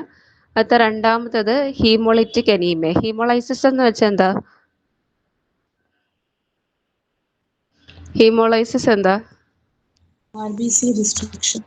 ഡിസ്ട്രക്റ്റഡ് ആവുന്നതാണ്. അപ്പോൾ ഈ പറയുന്ന കണ്ടീഷൻസ് ഒക്കെ കൊണ്ട് RBC ഡിസ്ട്രക്റ്റഡ് ആയി പോയിട്ട് അതിൻ്റെ കൗണ്ട് കുറയുന്നതാണ് ഈ ഹീമോളൈറ്റിക് അനീമിയ. അത് എക്സ്ട്രിൻസിക് ഹീമോളൈറ്റിക് അനീമിയ ഉണ്ട്, ഇൻട്രിൻസിക് ഹീമോളൈറ്റിക് അനീമിയ ഉണ്ട്. എക്സ്ട്രിൻസിക്കിനകത്ത് വരുന്നത് liver failure, renal disorders, hypersplenism, burns, infections, അതായത് RBCയുടേതല്ലാത്ത കാരണങ്ങൾ കൊണ്ട് RBC ഡിസ്ട്രക്റ്റഡ് ആയി പോവുകയാണ്. അങ്ങനെയുള്ള കണ്ടീഷൻസ് ആണ് ഈ extrinsic haemolytic anaemia. Then intrinsic haemolytic anaemia എന്ന് പറയുമ്പോൾ hereditary disorders, sickle cell anaemia, thalassaemia പോലുള്ള കണ്ടീഷൻസിൽ വരുന്നതാണ് ഇൻട്രിൻസിക് ഹീമോളൈറ്റിക് അനീമിയ എന്ന് പറയുന്നത്. അപ്പോൾ എക്സ്ട്രിൻസിക് ഹീമോളൈറ്റിക് അനീമിയയിൽ നോർമോസൈറ്റിക്, നോർമോക്രോമിക് ആയിട്ടായിരിക്കും അപ്പിയറൻസ് കിട്ടുന്നത്. ഇൻട്രിൻസിക് സിക്കിൾ സെൽ അനീമിയ നമുക്കറിയാം സിക്കിൾ ഷേപ്പാണ് വരുന്നത്. സിക്കിൾ സെൽ അനീമിയയിൽ എന്താണ് സംഭവിക്കുന്നത്? ഇത് RBCയുടെ സൈറ്റോസ്കെലിറ്റൻ ഉണ്ടാക്കിയിരിക്കുന്നത് ഈ ആൻകൈറിൻ സ്പെക്ട്രി എന്നിങ്ങനെ 2 പ്രോട്ടീൻസ് കൊണ്ടിട്ടാണ് RBCയുടെ സൈറ്റോസ്കെലിറ്റൻ ഉണ്ടാക്കിയിരിക്കുന്നത്.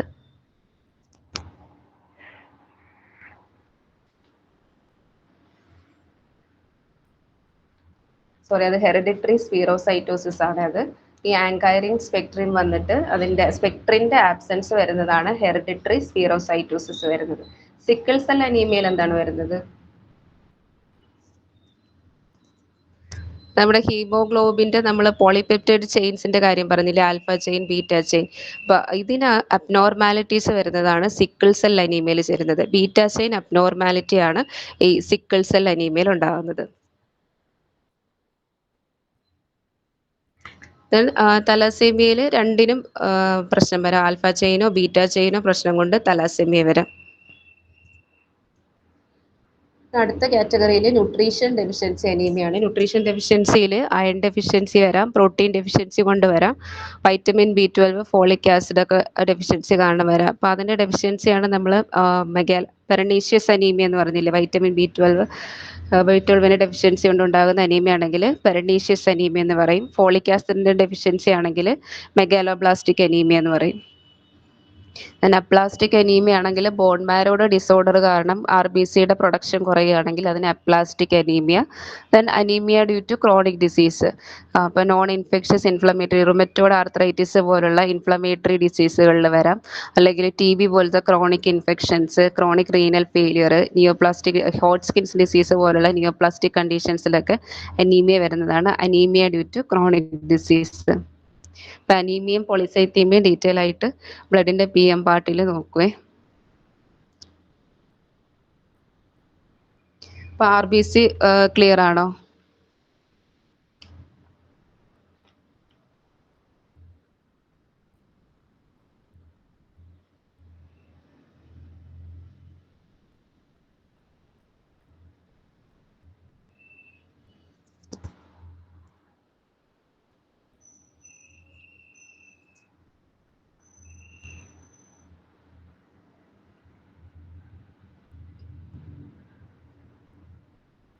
RBC നമ്മൾ പറഞ്ഞ നോർമൽ കൗണ്ട് ആദ്യം പറഞ്ഞു 4 to 5.5 million per millimetre cube ആയിരുന്നു. RBCയിൽ ഇല്ലാത്തത് എന്തൊക്കെയായിരുന്നു ആബ്സെന്റ് ആയിട്ടുള്ളത്?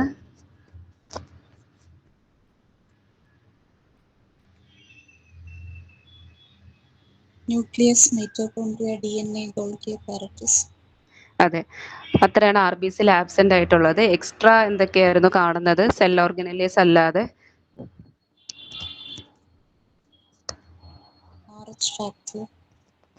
RH factor, blood group antigens, പിന്നെ കാർബോണിക് ആൻഹൈഡ്രേസ് എൻസൈം, ഇത്രയാണ് അതിനകത്ത് എക്സ്ട്രാ കണ്ടത്. പിന്നെ ഹെമറ്റോപോയസിസ്, നമ്മൾ അതിൽ എറിത്രോപോയസിസ്, RBCയുടെ പ്രൊഡക്ഷൻ ആകുമ്പോൾ എറിത്രോപോയസിസ് എന്ന് പറയും. എറിത്രോപോയസിസ് ഫീറ്റൽ ലൈഫിൽ എവിടെയായിരുന്നു സൈറ്റ്?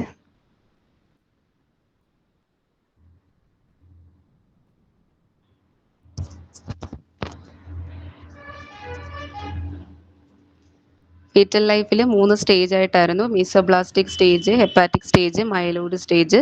മീസോബ്ലാസ്റ്റിക് എന്ന് പറയുമ്പോൾ മീസൻ കൈമീന്നും ഹെപ്പാറ്റിക്കിൽ ലിവറിൽ നിന്നാണ് മെയിനായിട്ടും പ്രൊഡ്യൂസ് ചെയ്യുന്നത്. മൈലോയിഡ് സ്റ്റേജ് ആകുമ്പോഴത്തേക്കും red bone marrow. Then fetal life കഴിഞ്ഞാൽ പിന്നെ റെഡ് ബോൺ മാരോയിൽ നിന്ന് മാത്രമാണ് നമുക്ക് RBCയുടെ പ്രൊഡക്ഷൻ ഉണ്ടാകുന്നത്.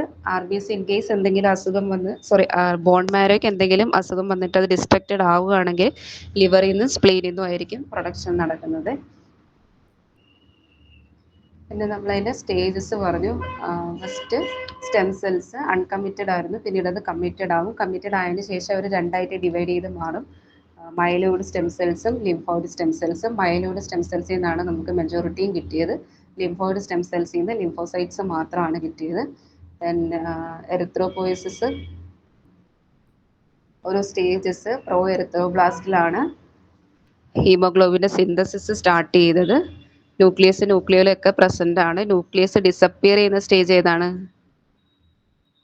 Late normoblast.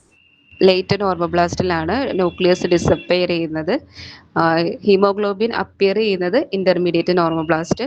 ദെൻ റെറ്റിക്കുലോസൈറ്റ് അല്ലെങ്കിൽ ഇമ്മച്ചുവർ RBC. ഏറ്റവും ലാസ്റ്റ് മെച്ചുവർ എറിത്രോസൈറ്റ്. അത് ബ്ലഡിലേക്ക്, ഇമ്മച്ചുവർ RBC ആണ് ബ്ലഡിലേക്ക് റിലീസ് ചെയ്യുന്നത്. ബ്ലഡിൽ വന്നിട്ട് അത് പിന്നീട് മെച്ചുവേർഡ് ആവുകയാണ്. ഫാക്ടേഴ്സിനകത്ത് എറിത്രോപോയിറ്റിൻ എവിടെ നിന്നാണ് സെക്രീറ്റ് ചെയ്യുന്നത്?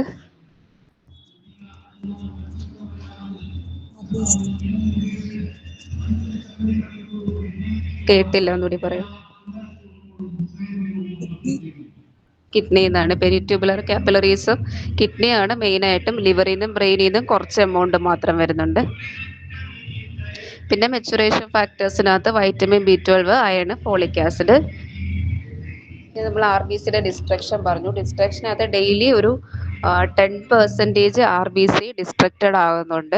അങ്ങനെ ഡിസ്ട്രക്റ്റഡ് ആയി നമുക്ക് 0.6 gram per deciliter ഹീമോഗ്ലോബിനാണ് ഡെയിലി റിലീസ് ആവുന്നത്. 0.6 gram per deciliter അത്രയും ഹീമോഗ്ലോബിനാണ് റിലീസ് ആവുന്നത്. ഇപ്പോൾ ഹീമോഗ്ലോബിൻ സ്പ്ലിറ്റ് ചെയ്ത് അയൺ, ഗ്ലോബിൻ, പോർഫൈറിൻ ആയിട്ട് മാറും. അയൺ സ്റ്റോറേജ് ഫോം ഏതാണ്?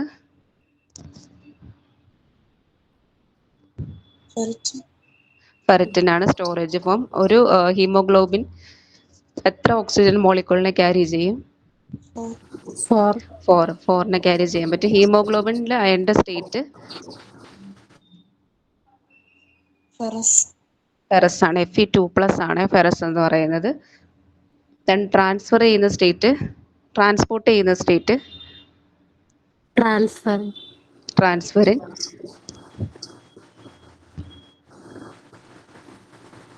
ഹീമോഗ്ലോബിന്റെ നോർമൽ അളവ് എത്രയാണ്?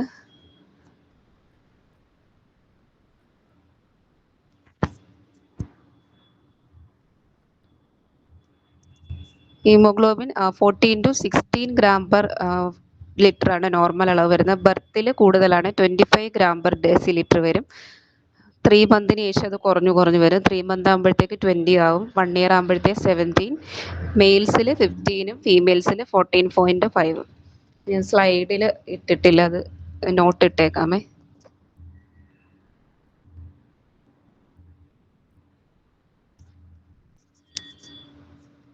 എത്രയാണ് RBCയെ പറ്റിയിട്ട് ഇമ്പോർട്ടൻ്റ് ആയിട്ട് വരുന്നത്? അടുത്ത WBC ആണ്.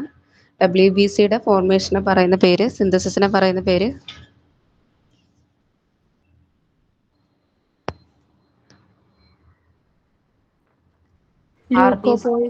അതെ, ലൂക്കോപോയസിസ്. RBCയുടേത് എറിത്രോപോയസിസ്, WBCയുടേത് ലൂക്കോപോയസിസ് ആണ് പറയുന്നത്. നോർമൽ ലൈഫ് സ്പാൻ എത്രയാണ് WBC?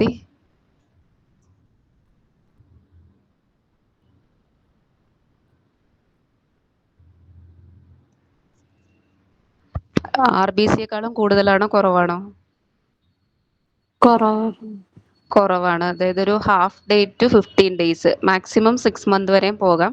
എന്നാലും ആവറേജ് പറയുന്നത് ഹാഫ് ഡേ ടു 15 days ആണ് WBCയുടെ ലൈഫ് സ്പാൻ പറയുന്നത്. കൗണ്ട് എത്രയാണ് നോർമൽ?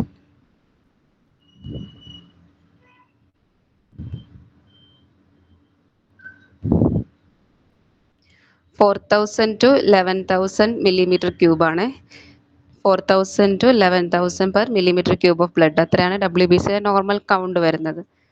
നോർമൽ ഫങ്ഷൻ എന്താണ് WBC?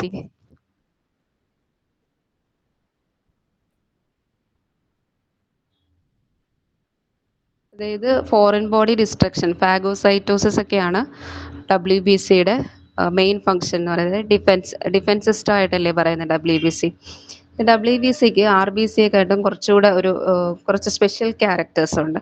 അതിൽ ഫസ്റ്റ് വൺ എന്ന് പറയുന്നത് ഡയപ്പീഡസിസ്. ഡയപ്പീഡസിസ് എന്ന് വെച്ചാൽ ചെറിയ ബ്ലഡ് വെസലിൽ കൂടെ ഇവർക്ക് സ്ക്യൂസ് ചെയ്ത് പോകാനായിട്ടുള്ളൊരു എബിലിറ്റി ഉണ്ട്. അതിനെയാണ് ഡയപ്പീഡസിസ് എന്ന് പറയുന്നത്.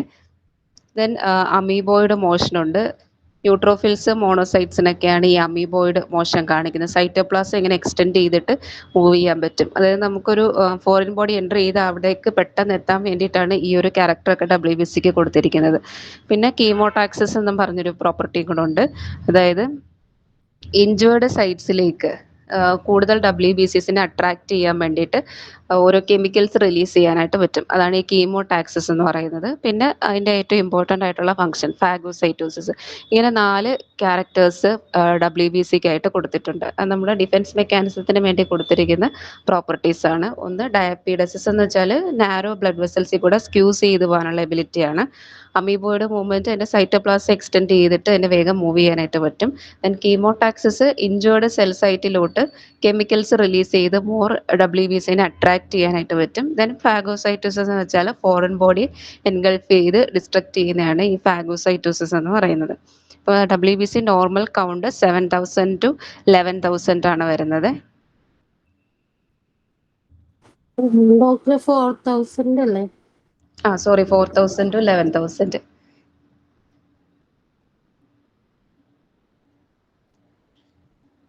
ഇനി ലൈഫ് സ്പാൻ നമ്മൾ പറഞ്ഞു ഹാഫ് ഡേ ടു 15 days ആണ് വരുന്നത്.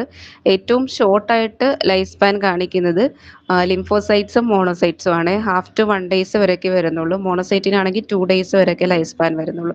ഏറ്റവും കൂടുതലായിട്ട് കാണിക്കുന്നത് ബേസോഫിൽസ് ആണ്. 12 to 15 days വരെ ലൈഫ് സ്പാൻ കാണിക്കുന്നുണ്ട്. ബേസോഫിൽസ് ആണ് ഏറ്റവും കൂടുതൽ ലൈഫ് സ്പാൻ കാണിക്കുന്നത്. ഇനി WBCസിനെ രണ്ടായിട്ട് ക്ലാസിഫൈ ചെയ്തിട്ടുണ്ട്.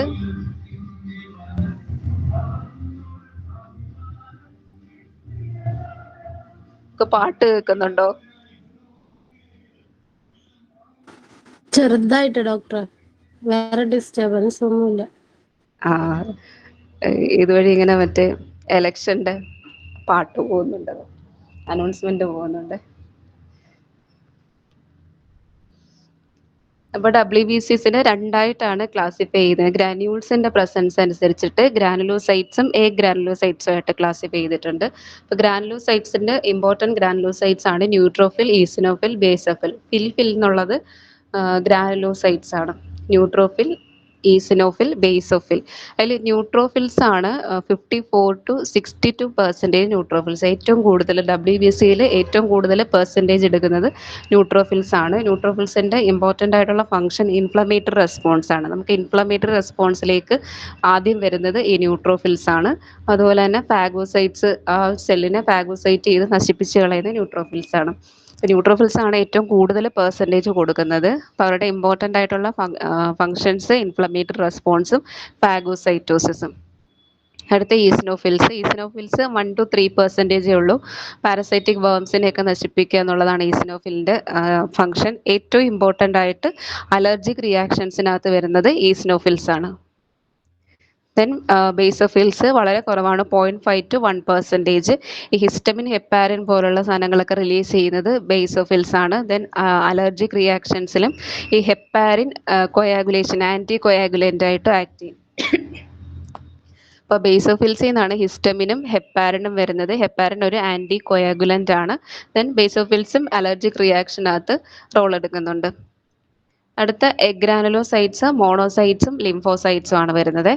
Monocytes 3 to 8% of WBC. ഈ ഡയപ്പീഡസിന്റെ കാര്യം നമ്മൾ പറഞ്ഞില്ലേ, ഡയപ്പീഡസിസ് നടത്തിയിട്ട് മാക്രോഫേജസ്, ഫാഗോസൈറ്റോസിസ് നടത്താനുള്ള സെൽസ് ആണ് ഈ മാക്രോഫേജസ്.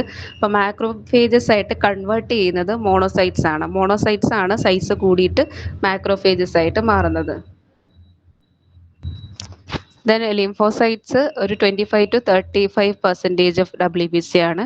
ഇപ്പോൾ ലിംഫോസൈറ്റ് നമുക്ക്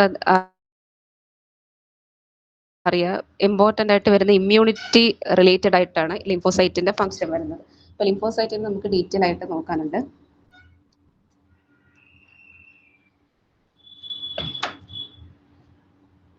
ലിംഫോസൈറ്റ് ഫോം ചെയ്യുന്ന എവിടെയാണ്?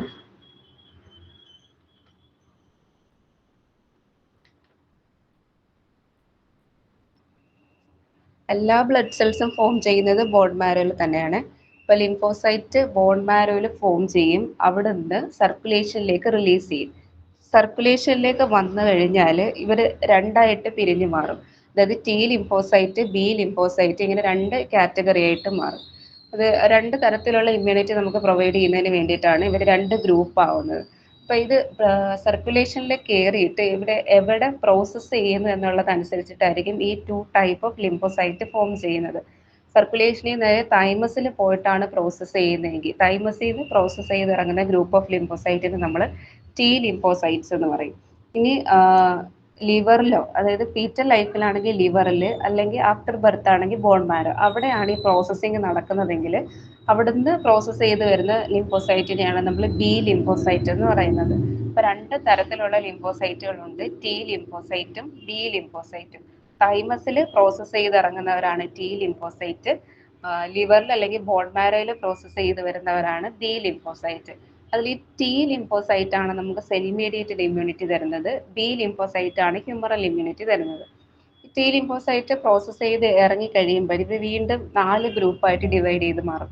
അതായത് helper T cells, killer T cells, suppressor T cells, memory T cells. ഇത് ഇത്രയും ടി ലിംഫോസൈറ്റിന്റെ സബ് ഗ്രൂപ്പുകളാണ്. ഹെൽപ്പർ ടി സെൽസ് അല്ലെങ്കിൽ ഇൻഡ്യൂസർ ടി സെൽസ് എന്ന് പറയും, അല്ലെങ്കിൽ CD4 സെൽസ്. ഇപ്പൊ ഈ ഹെൽപ്പർ ടി സെൽസ് ആണ് ബാക്കി എല്ലാ ടി സെൽസിനെയും ആക്ടിവേറ്റ് ചെയ്യുന്നത്. ടി സെൽസിനെയും ബി സെൽസിനെയും എല്ലാം, ബാക്കി എല്ലാ ലിംഫോസൈറ്റ്സിനെയും ആക്ടിവേറ്റ് ചെയ്യുന്നത് ഈ ഹെൽപ്പർ ടി സെൽസ് ആണ്. അതായത് നമുക്കൊരു ഇഞ്ചുറി ഉണ്ടാകുന്ന സമയത്ത് അത് ഫസ്റ്റ് റെക്കഗ്നൈസ് ചെയ്യുന്നു. ഇഞ്ചുറി അല്ലെങ്കിൽ ഒരു ഫോറിൻ ബോഡി അറ്റാക്ക് ഉണ്ടാകുമ്പോൾ അത് ഫസ്റ്റ് റെക്കഗ്നൈസ് ചെയ്ത് എല്ലാവരെയും ആക്ടിവേറ്റ് ആയിട്ട് നിർത്തുന്ന ആളാണ് helper T cells. Helper T cells അല്ലെങ്കിൽ CD4 സെൽസ് എന്ന് പറയുന്നത്.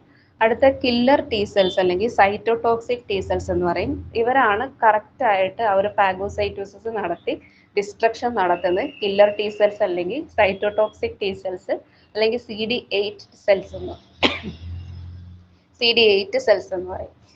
അടുത്ത category suppressor T cells. Suppressor T cell എന്ന് പറയുമ്പോൾ ഈ കില്ലർ ടി സെൽസ് ഒരു പരിധി കഴിഞ്ഞാൽ പിന്നെ നമ്മൾ ബോഡിക്ക് ആവശ്യമുള്ള സെൽസിനെയും കൂടെ ഡിസ്ട്രക്ട് ചെയ്യാൻ തുടങ്ങും. അപ്പം അങ്ങനെ ആവാതെ റെഗുലേറ്റ് ചെയ്ത് നിർത്തുന്ന ആളാണ് ഈ സപ്രസർ ടി സെൽസ്. കില്ലർ സെൽസിനെ ഒന്ന് ആ ഒരു ആവശ്യം കഴിഞ്ഞാൽ അതിനെ കൺട്രോൾ ചെയ്ത് നിർത്താനുള്ള ആളാണ് സപ്രസർ ടി സെൽസ്. അടുത്ത memory T cells. Memory T cells നമുക്കറിയാം, അതായത് സെയിം ഓർഗാനിസം തന്നെ സെക്കൻഡ് അറ്റാക്ക് വരുമ്പോൾ അത് തിരിച്ചറിഞ്ഞിട്ട് ഹെൽപ്പർ ടി സെൽസിന് പോയി വിവരം കൊടുക്കുന്ന ആളാണ് ഈ മെമ്മറി ടി സെൽസ്. അപ്പോൾ 4 ടൈപ്പ് ടി ലിംഫോസൈറ്റ്സ് ഉണ്ട്. ഹെൽപ്പർ ടി സെൽസ് എല്ലാവരും ആക്ടിവേറ്റ് ചെയ്യുന്ന ആള്, ദെൻ കില്ലർ ടി സെൽസ് അല്ലെങ്കിൽ സൈറ്റോടോക്സിക് ടി സെൽസ് കറക്റ്റായിട്ട് ആ ഡിസ്ട്രക്ഷൻ ഫാഗോസൈറ്റോസിസ് നടത്തുന്ന ആള്, ദെൻ സപ്രസർ ടി സെൽസ് അത് കില്ലർ ടി സെൽസിനെ റെഗുലേറ്റ് ചെയ്യുന്ന ആള്, ദെൻ മെമ്മറി ടി സെൽസ് അത് ഓർത്ത് വെച്ചിരുന്ന് സെക്കൻഡ് അറ്റാക്ക് ഉണ്ടാകുന്ന സമയത്ത് ഹെൽപ്പർ ടി സെൽസിനോട് പോയി അറിയിക്കുന്ന ആളാണ്. അത് ബാക്കി എല്ലാവരും ആക്ടിവേറ്റ് വന്ന ആള് വീണ്ടും വന്നിട്ടുണ്ടെന്ന് പറയുന്ന ആളാണ് ഈ മെമ്മറി ടി സെൽസ്. ഇങ്ങനെ 4 ഗ്രൂപ്പായിട്ട് മാറിക്കഴിഞ്ഞാൽ ഇവർ പോയി lymphoid tissues, spleen, bone marrow, GITയുടെ ഒക്കെ ലിംഫോയിഡ് ടിഷ്യൂസിൽ സ്റ്റോർ ചെയ്ത് വെക്കും. നമുക്ക് ആവശ്യം വരുന്ന സമയത്ത് ആക്ടിവേറ്റഡ് ആയിട്ട് ഇവർ ഫാഗോസൈറ്റോസിസ് പിന്നെ നടത്തുകയാണ് ചെയ്യുന്നത്. ഇനി ബി ലിംഫോസൈറ്റിന് അവർ പ്രോസസ്സ് ചെയ്ത് പുറത്തിറങ്ങുമ്പോൾ 2 ഗ്രൂപ്പായിട്ടാണ് ഡിവൈഡ് ചെയ്യുന്നത്, പ്ലാസ്മ സെൽസും മെമ്മറി സെൽസും. Plasma cell antibody mediated immunity കൊടുക്കുന്ന ആളാണ് ഈ plasma cells. Memory cells same function ആണ്. സെക്കൻഡ് അറ്റാക്ക് ഉണ്ടാകുന്ന സമയത്ത് അത് മെമ്മറൈസ് ചെയ്ത് അറിയിക്കുന്ന ആളാണ് memory B cells. Memory B cells ആയാലും ടി സെൽസ് ആയാലും സെയിം ഫംഗ്ഷൻ തന്നെയാണ്. അപ്പോൾ ഇത്രയാണ് ഒരു ലിംഫോസൈറ്റിന്റെ ക്ലാസിഫിക്കേഷൻ. ലിംഫോസൈറ്റ് 2 ടൈപ്പ് ഉണ്ട്, ടി ലിംഫോസൈറ്റും ബി ലിംഫോസൈറ്റും. ടി ലിംഫോസൈറ്റ് വീണ്ടും 4 ആയിട്ട് ഡിവൈഡ് ചെയ്തിട്ടുണ്ട്. Helper T cell, killer T cell, suppressor T cell, memory T cell.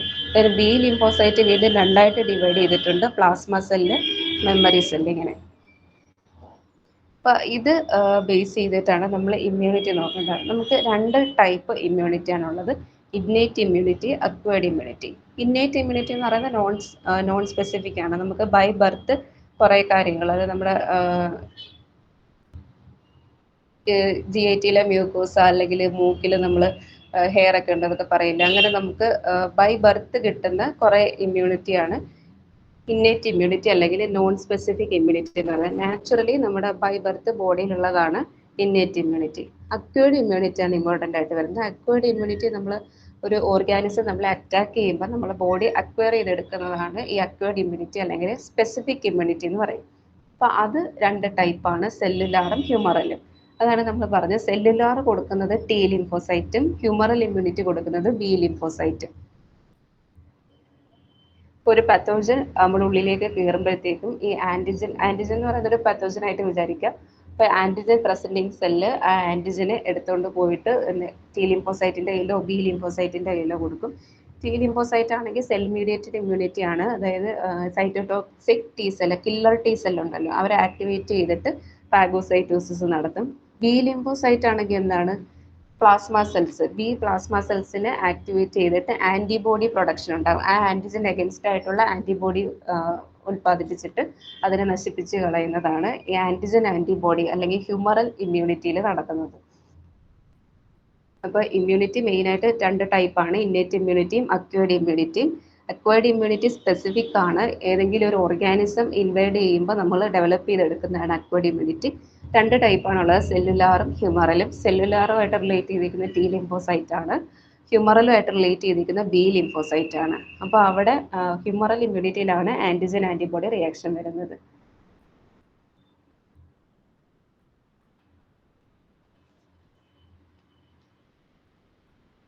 ഇതൊരു natural killer cells. Natural killer cells എന്താണ്? ഒരു തേർഡ് ടൈപ്പ് ലിംഫോസൈറ്റിന്റെ പോലെ ഫങ്ഷൻ ചെയ്യുന്ന ഒരു സെൽസ് ആണ് ഈ natural killer cells.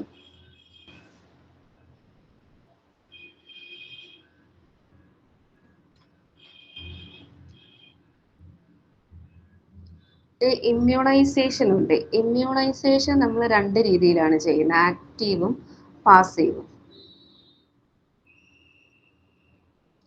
Active immunity എന്ന് പറഞ്ഞാൽ ആക്റ്റീവ് ഇമ്മ്യൂണൈസേഷൻ എന്താണ്, നാച്ചുറൽ ആയിട്ട് നമുക്ക് കിട്ടുന്നതാണ് ഈ active immunization. Passive immunization pass ചെയ്ത് കിട്ടുന്നത്, നമ്മൾ പേരൻസിൽ നിന്നും കിട്ടുന്നത്. അതായത് ബിഫോർ ബർത്ത് ആണെങ്കിൽ പ്ലാസൻ്റ വഴി നമുക്ക് IgG ആൻറ്റിബോഡി കിട്ടും. അതുപോലെ ആഫ്റ്റർ ബർത്ത് ആണെങ്കിൽ ബ്രസ്റ്റ് മിൽക്കിൽ കൂടെ IgA ആൻറ്റിബോഡി കിട്ടും. അപ്പം ഇത് രണ്ടും പാസീവ് ഇമ്മ്യൂണിറ്റിക്ക് എക്സാമ്പിളാണ്. നമുക്ക് ഇമ്മ്യൂണിറ്റി പ്രൊവൈഡ് ചെയ്യുന്ന ആൻറ്റിബോഡീസ് IgGയും IgAയും. അപ്പോൾ അത് ഒരെണ്ണം നമുക്ക് പ്ലാസൻ്റ വഴി ക്രോസ് ചെയ്ത് കിട്ടും, ഒരെണ്ണം നമുക്ക് ബ്രസ്റ്റ് മിൽക്കിൽ കൂടെയും കിട്ടും. അപ്പോൾ ഇത് രണ്ടും പാസീവ് ഇമ്മ്യൂണൈസേഷൻ എക്സാമ്പിളാണ്. ദെൻ ആക്റ്റീവ് ഇമ്മ്യൂണൈസേഷൻ എങ്ങനെയാണ്? ആക്റ്റീവ് ഇമ്മ്യൂണൈസേഷൻ എന്ന് പറഞ്ഞാൽ ഒന്നുകിൽ നമുക്ക് അതായത് ചിക്കൻ പോക്സിൻ്റെ കാര്യം പറയുമ്പോൾ അതും പറയത്തില്ല, 2ാമത് ഇൻഫെക്ഷൻ വരത്തില്ലെന്ന്, അതായത് ഇമ്മ്യൂണൈസ്ഡ് ആയി അതിന് അഗെൻസ്റ്റ് ആയിട്ട്.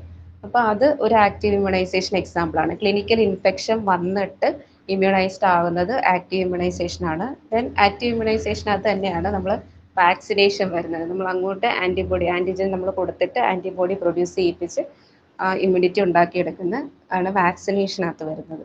അപ്പോൾ പാസീവും ഉണ്ട് ആക്റ്റീവും ഉണ്ട് ഇമ്മ്യൂണൈസേഷൻ. പാസീവ് നാച്ചുറൽ ആയിട്ട് നമുക്ക് കിട്ടുന്നതാണ് പാസീവ്. IgA ആൻറ്റിബോഡി കിട്ടുന്നത് പാസീവ് ഇമ്മ്യൂണൈസേഷൻ വഴിയാണ്. ആക്റ്റീവ് ഇമ്മ്യൂണൈസേഷൻ ആണെങ്കിൽ ക്ലിനിക്കൽ ഇൻഫെക്ഷൻ വഴി അല്ലെങ്കിൽ വാക്സിനേഷൻ വഴി കിട്ടുന്നതാണ് ആക്റ്റീവ് ഇമ്മ്യൂണൈസേഷൻ എന്ന് പറയുന്നത്. ഞാൻ ഈ ലൈഫ് സ്പാൻ ഓഫ് WBCയുടെ കാര്യത്തിലേ നമ്മൾ ഹാഫ് ഡേ ടു 15 ഡേയ്സ് എന്ന് പറയുമെങ്കിലും ഓരോന്നിനും ഈ ഓരോ WBCക്കും സെപ്പറേറ്റ് ലൈഫ് സ്പാൻ ഉണ്ട്. ഈ ഹാഫ് ഡേ എന്ന് പറയുന്ന ലിംഫോസൈറ്റ്സിനാണ്. ലിംഫോസൈറ്റ്സിന്റെ life span half day to 1 day ആണ്. പിന്നെ ന്യൂട്രോഫിൽസിനും മോണോസൈറ്റ്സിനും 2 to 5 ഡേയ്സ് ആണ്. ഇസ്നോഫിൽസിന് 7 to 12 ഡേയ്സും ബേസോഫിൽസിനാണ് ഏറ്റവും കൂടുതൽ ലൈഫ് സ്പാൻ ഉള്ളത്, 12 to 15 ഡേയ്സും. അതുകൊണ്ടാണ് നമ്മൾ മൊത്തത്തിൽ WBCയുടെ ലൈഫ് സ്പാൻ പറയുമ്പോൾ ഹാഫ് ഡേ ടു 15 ഡേയ്സ് എന്ന് പറയുമെങ്കിലും ഇതിൽ ഓരോന്നിനും പ്രത്യേക ലൈഫ് സ്പാൻ ഉണ്ട്. നമ്മളുടെ പുസ്തകങ്ങളിലൊന്നും അത്രയും കൃത്യമായിട്ടുണ്ടായിരുന്നില്ല. ഇപ്പോ ഉണ്ട്. അപ്പൊ ഞാനിപ്പം നഴ്സിംഗുകാർക്ക് ഇത് എടുക്കുന്ന ബ്ലഡ് എടുത്തോണ്ടിരിക്കുകയാണ്, അതുകൊണ്ടാണ് ഞാനിത് ഓർത്തത്. അപ്പോൾ ഈ WBC ഓരോന്നിനും ഏറ്റവും ലൈഫ് സ്പാൻ കുറഞ്ഞ WBC ലിംഫോസൈറ്റ്സ് ആണ്.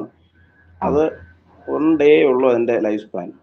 ഏറ്റവും കൂടുതലുള്ളത് ബേസോഫിൽസ് ആണ്, 12 to 15 ഡേയ്സ് ആണ്. ഇസ്നോഫിൽസിന് ഏതാണ്ട് 7 to 12 ഡേയ്സ് ഉണ്ട്. ന്യൂട്രോഫിൽസും മോണോസൈറ്റ്സും 2 to 5 days. അങ്ങനെ ഒരു ഓരോന്നിന്റെ ലൈഫ് സ്പാൻ പ്രത്യേകം പറയുന്നുണ്ട്. ഓക്കെ, അപ്പൊ നമ്മള് ഫോംഡ് എലമെന്റ്സിനകത്ത് RBC പറഞ്ഞു, WBC പറഞ്ഞു. അടുത്ത ആളാണ് പ്ലേറ്റ്ലെറ്റ് അല്ലെങ്കിൽ ത്രോംബോസൈറ്റ്സ്. അപ്പൊ ഇതിന്റെ പ്രിക്കേഴ്സർ ആരാണെന്ന് ഓർമ്മയുണ്ടോ? മെഗാ കാരോസൈറ്റ്സ് ആയിരുന്നു പ്രിക്കേഴ്സർ ആയിട്ട് വന്നത്. അപ്പോൾ പ്ലേറ്റ്ലെറ്റ്സ് എന്ന് പറയുന്നത് അത് ശരിക്കും നമ്മൾ RBC പോലെ തന്നെ നോൺ ന്യൂക്ലിയേറ്റഡ് ആണ്. ഇത് സൈറ്റോപ്ലാസത്തിന്റെ ഫ്രാഗ്മെന്റ്സ് സെപ്പറേറ്റ് ചെയ്ത് മാറിയിട്ടാണ് ഈ പ്ലേറ്റ്ലെറ്റ് ഉണ്ടാകുന്നതെന്നാണ് പറയുന്നത്. സൈറ്റോപ്ലാസത്തിന്റെ തന്നെ ഫ്രാഗ്മെന്റ്സ് ആണ് പ്ലേറ്റ്ലെറ്റ് എന്നാണ് പറയുന്നത്. അതായത് cell fragments bound to megakaryocytes. അത് ബഡ് ഓഫ് ചെയ്ത് മാറുന്നതാണ് പ്ലേറ്റ്ലെറ്റ് എന്നൊരു ഇത് പറയുന്നുണ്ട്. പ്ലേറ്റ്ലെറ്റിന്റെ ക്യാരക്ടേഴ്സ് എടുക്കുമ്പോൾ സെൽ ഫ്രാഗ്മെന്റ് ഓഫ് സെല്ലാണ്. റൗണ്ട് സെൽ ന്യൂക്ലിയസ് ആബ്സെന്റ് ആണ്. അഗെയിൻ പ്ലേറ്റ്ലെറ്റിലും RBCക്കും ന്യൂക്ലിയസ് ആബ്സെന്റ് ആണ്. RBCയുടെ ഒരു ഹാഫ് സൈസ് മാത്രമേ പ്ലേറ്റ്ലെറ്റ് ഉള്ളൂ. ലൈഫ് സ്പാൻ വരുന്നത് അറൌണ്ട് 10 days ആണ് പ്ലേറ്റ്ലെറ്റിന്റെ life span. Normal count 1.4 lakh to 4.4 lakh per millimeter cube ആണ് പ്ലേറ്റ്ലെറ്റിന്റെ നോർമൽ കൗണ്ട്. പിന്നെ ഫംഗ്ഷനകത്ത് സെറട്ടോണിൻ റിലീസ് ഉണ്ട്. അത് സ്മൂത്ത് മസിൽ കോൺട്രാക്ഷന് വേണ്ടിയിട്ട് സെറട്ടോണിൻ റിലീസ് ചെയ്യും. അതുപോലെ ബ്ലഡ് വെസൽസിൽ reducing the flow of blood and will begin. അത് ഏറ്റവും ഇമ്പോർട്ടൻ്റ് ആയിട്ടുള്ള പ്ലേറ്റ്ലെറ്റിന്റെ ഫംഗ്ഷൻ എന്ന് പറയുന്നത് ബ്ലഡ് ക്ലോട്ട് ആണ്. Blood coagulation and blood clot. അതിന് വേണ്ടിയിട്ട് ബ്ലഡ് വെസൽസിന്റെ കോൺട്രാക്ഷൻ ഒക്കെ പ്ലേറ്റ്ലെറ്റ് ചെയ്യുന്നുണ്ട്. ഏറ്റവും ഇമ്പോർട്ടൻ്റ് ആയിട്ടുള്ള ഫംഗ്ഷൻ എന്ന് പറയുന്നത് ബ്ലഡ് ക്ലോട്ട് ഫോർമേഷൻ അല്ലെങ്കിൽ ഹീമോസ്റ്റാസിസ്. ഹീമോസ്റ്റാസിസ് എന്ന് വെച്ചാൽ എന്താണ്? നമുക്ക് ഒരു ഇഞ്ചുറി ഉണ്ടായി, ബ്ലീഡിങ് ഉണ്ടാവുന്നു. അപ്പോൾ ആ ഒരു ബ്ലീഡിങ്ങിനെ കൺട്രോൾ ചെയ്ത്, അതായത് ഒരുപാട് ബ്ലഡ് ലോസ് ആവാതെ അത് കൺട്രോൾ ചെയ്ത് നമ്മൾ ഇന്റേണലി ഒരു ഇക്വിലിബ്രിയം അത് കൊണ്ടുവരുന്നതിനാണ് ഹീമോസ്റ്റാസിസ് എന്ന് പറയുന്നത്. ബ്ലീഡിങ് സ്റ്റോപ്പ് ചെയ്ത് ഡാമേജ് ആയ ബ്ലഡ് വെസലിനെ അതിന്റെ പഴയ സ്ഥിതിയിലേക്ക് കൊണ്ടുവരിക. അതാണ് ഈ ഹീമോസ്റ്റാസിസ് കൊണ്ട് ഉദ്ദേശിക്കുന്നത്. ഇപ്പൊ ഹീമോസ്റ്റാസിസ് ആണ് പ്ലേറ്റ്ലെറ്റിന്റെ ഏറ്റവും ഇമ്പോർട്ടൻ്റ് ആയിട്ടുള്ള ഫംഗ്ഷൻ എന്ന് പറയുന്നത്. അതിന് 3 സ്റ്റെപ്പ് ഉണ്ട്. Vascular spasm, formation of platelet plug and blood coagulation. ഇങ്ങനെ 3 സ്റ്റെപ്പ് ഉണ്ട്. അതിൽ ഫസ്റ്റ് എന്ന് പറയുന്നത് വാസ്കുലാർ സ്പാസം. വാസ്കുലാർ സ്പാസം എന്ന് പറഞ്ഞാൽ ഒരു ഇഞ്ചുറി ഉണ്ടാവുന്നു. അവിടുത്തെ ബ്ലഡ് വെസൽ ഡാമേജ് ആയി എൻഡോത്തീലിയൽ സെൽസ് ഡിസ്ട്രക്റ്റഡ് ആയിട്ട് കൊളാജൻ എക്സ്പോസ്ഡ് ആവും. പ്ലേറ്റൽ പ്ലഗ് അല്ല, വാസ്കുലർ സ്പാസം. അത് ഫസ്റ്റ് നടക്കുന്ന സ്റ്റെപ്പാണ്. ഫസ്റ്റ് നടക്കുന്ന സ്റ്റെപ്പ് എന്ന് പറഞ്ഞാൽ ഒരു മുറിവ് ഉണ്ടായി കഴിഞ്ഞാൽ ബ്ലഡ് ഫ്ലോ ഉണ്ടാവാതെ, ആ ഒരു ബ്ലഡ് ലോസ് ഉണ്ടാകാതെ ആ വെസലിനെ കൺസ്ട്രിക്റ്റ് ചെയ്ത് നിർത്തുക. അതാണ് ഇമ്മീഡിയറ്റ് കൺസ്ട്രിക്ഷൻ ആണ് വാസ്കുലർ സ്പാസം എന്ന് പറയുന്നത്. കൂടുതൽ ബ്ലഡ് നമുക്ക് ലോസ് ആകരുത്, അതിന് വേണ്ടിയിട്ട് ആ ഒരു വെസലിനെ കൺസ്ട്രിക്റ്റഡ് ആക്കും. അതാണ് ഫസ്റ്റ് സ്റ്റെപ്പ് എന്ന് പറയുന്നത് vascular spasm. Immediate constriction of blood vessel. Vessel wall pressed together become sticky or adherent to each other. അതായത് ബ്ലഡ് ലോസ് മിനിമൈസ് ചെയ്യാൻ വേണ്ടിയിട്ടുള്ള ഒരു സ്റ്റെപ്പാണ് ഈ വാസ്കുലർ സ്പാസം എന്ന് പറയുന്നത്. അടുത്ത സ്റ്റെപ്പിലാണ് ഈ platelet plug formation. Platelet plug formation എന്ന് പറയുന്നത് ബ്ലഡ് വെസലിന് ഇഞ്ചുറി വരുമ്പം എൻഡോത്തീലിയൽ സെൽസ് ഡാമേജ്ഡ് ആയിട്ട് കൊളാജൻ എക്സ്പോസ്ഡ് ആവും. അപ്പോൾ ഈ കൊളാജൻ എക്സ്പോസ്ഡ് ആകുമ്പോൾ അങ്ങോട്ടത്തേക്കും പ്ലേറ്റ്ലെറ്റുകൾ വന്ന് അറ്റാച്ച് ചെയ്യാൻ തുടങ്ങും. പ്ലേറ്റ്ലെറ്റുകൾ അറ്റാച്ച് ചെയ്ത് കഴിയുമ്പോൾ ഈ അറ്റാച്ച് ചെയ്ത പ്ലേറ്റ്ലെറ്റ്സ് ADP, ത്രോംബോക്സിൻ A2 ഇങ്ങനെയുള്ള കെമിക്കൽ മീഡിയേറ്റേഴ്സിനെ റിലീസ് ചെയ്യും. ഇപ്പോൾ ഈ റിലീസ്ഡ് ആയ കെമിക്കൽ മീഡിയേറ്റേഴ്സ് ഉണ്ടല്ലോ, ADP എന്താ ചെയ്യുന്നത്? മോർ പ്ലേറ്റ്ലെറ്റിനെ അങ്ങോട്ടേക്ക് കൊണ്ടുവരും, അട്രാക്ട് ചെയ്യും ADP. ത്രോംബോക്സിൻ A2 ആണെങ്കിൽ ഒരു വാസോ കൺസ്ട്രിക്റ്റർ ആണ്. അപ്പോൾ അത് ഒന്നും കൂടി വാസോ കൺസ്ട്രിക്ഷൻ നടത്തിയിട്ട് ബ്ലഡ് ലോസ് പ്രിവെൻറ്റ് ചെയ്യും. അതുപോലെ തന്നെ മോർ പ്ലേറ്റ്ലെറ്റിനെ അട്രാക്ട് ചെയ്യുകയും ചെയ്യും. അപ്പോൾ ഇത് സെക്കൻഡ് സ്റ്റേജിൽ നടക്കുന്ന ഇതാണ് പ്ലേറ്റ്ലെറ്റ് പ്ലഗ് ഫോർമേഷൻ. അതിന് വേണ്ടിയിട്ട് റിലീസ് ചെയ്യുന്ന കെമിക്കൽ മീഡിയേറ്റേഴ്സ് ആണ് ഈ ADPയും ത്രോംബോക്സിൻ A2. ADP എന്താ ചെയ്യുന്നത്? മോർ പ്ലേറ്റ്ലെറ്റിനെ അങ്ങോട്ടത്തേക്ക് അട്രാക്ട് ചെയ്യും. ത്രോംബോക്സിൻ A2 ആണെങ്കിൽ വാസോ കൺസ്ട്രക്ഷനും ചെയ്യുന്നുണ്ട്, അതുപോലെ മോർ പ്ലേറ്റ്ലെറ്റിനെ അങ്ങോട്ട് അട്രാക്ട് ചെയ്യുന്നുണ്ട്. അപ്പം അങ്ങനെ അവിടെ പ്ലേറ്റ്ലെറ്റ് അടിഞ്ഞുകൂടിയിട്ട് പ്ലേറ്റ്ലെറ്റ് പ്ലഗ് ഫോം ചെയ്യും. അതാണ് സെക്കൻഡ് സ്റ്റേജ്. ഇപ്പോൾ ഫസ്റ്റ് സ്റ്റേജിൽ വാസ്കുലാർ സ്പാസം ഉണ്ടായി. സെക്കൻഡ് സ്റ്റേജിൽ പ്ലേറ്റ്ലെറ്റ് പ്ലഗ് ഫോർമേഷൻ ഉണ്ടായി. തേർഡ് സ്റ്റേജ് ആണ് ബ്ലഡ് കൊയാഗുലേഷൻ അല്ലെങ്കിൽ ബ്ലഡ് ക്ലോട്ടിംഗ് എന്ന് പറയുന്നത്. അതായത് ബ്ലഡിനെ ആ ഒരു ലിക്വിഡ് ഫോമിൽ നിന്ന് ഒരു ജെല്ലി ലൈക്ക് സോളിഡ് ഫോമിലേക്ക് കൊണ്ടുപോകുന്നതാണ് ക്ലോട്ടിംഗ് എന്ന് പറയുന്നത്. അപ്പം അതിനൊരു കാസ്കേഡ് ഉണ്ട്, ക്ലോട്ടിംഗ് കാസ്കേഡ് എന്ന് പറയും. അതിന് വേണ്ടിയിട്ട് ഹെൽപ്പ് ചെയ്യുന്ന കുറച്ച് ഫാക്ടേഴ്സ് ഉണ്ട്. ഈ പ്ലേറ്റ്ലെറ്റിന്റെ കൂടെ ക്ലോട്ടിക്കിന് വേണ്ടിയിട്ട് ഹെൽപ്പ് ചെയ്യുന്ന ഫാക്ടേഴ്സിനെയാണ് നമ്മൾ ക്ലോട്ടിംഗ് ഫാക്ടേഴ്സ് എന്ന് പറയുന്നത്. ക്ലോട്ടിംഗ് ഫാക്ടേഴ്സ് 13 പേരുണ്ട്. ഫാക്ടർ 1 എന്ന് പറയുന്നത് fibrinogen, factor 2 prothrombin, 3 thromboplastin, 4 calcium, 5 labile factor, 6 stable factor, factor 6 ഇല്ല, ഫാക്ടർ 7ഉം 8ഉം ആണുള്ളത്. 7 ആണ് stable factor, 8 anti haemophilic factor, 9 Christmas factor, 10 Stuart Prower factor, 11 ആണ് plasma thromboplastin antecedent, and 12 Hageman factor, 13 ആണ് fibrin stabilising factor.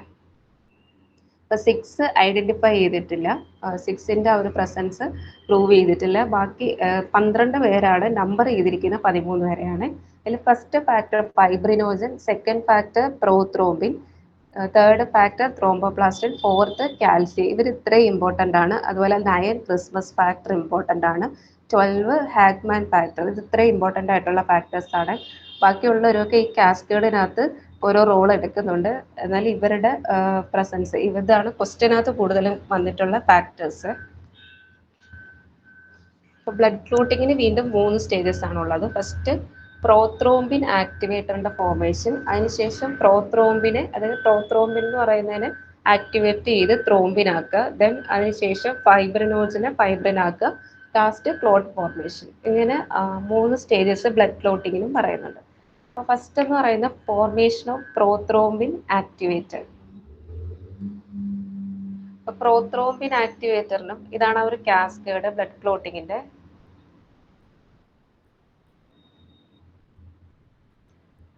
First stage prothrombin activator form ചെയ്യുക എന്നുള്ളതാണ്. Prothrombin activator പോയിട്ടാണ് പ്രോത്രോംബിനെ ആക്ടിവേറ്റ് ചെയ്ത് ത്രോംബിനാക്കുന്നത്. അപ്പോൾ ആ ഒരു ചേഞ്ച്, ആ ഒരു ആക്ടിവേഷൻ നടക്കണമെങ്കിൽ ആദ്യം പ്രോത്രോംബിൻ ആക്ടിവേറ്റർ ഫോം ചെയ്യണം. ഈ പ്രോത്രോംബിൻ ആക്ടിവേറ്റർ ഫോം ചെയ്യുന്ന 2 രീതിയിലാണ്. ഇൻട്രിൻസിക് പാത്വേ ഉണ്ട്, എക്സ്ട്രിൻസിക് പാത്വേയിലൂടെ. അങ്ങനെ 2 പാത്വേയിലൂടെ ഈ പ്രോത്രോംബിൻ ആക്ടിവേറ്ററിനെ ഫോം ചെയ്യാം. അപ്പോൾ ഇൻട്രിൻസിക് പാത്വേയിൽ എന്ന് പറയുമ്പോൾ പ്ലേറ്റ്ലെറ്റ് തന്നെയാണ് അത് ഇനിഷ്യേറ്റ് ചെയ്യുന്നത്.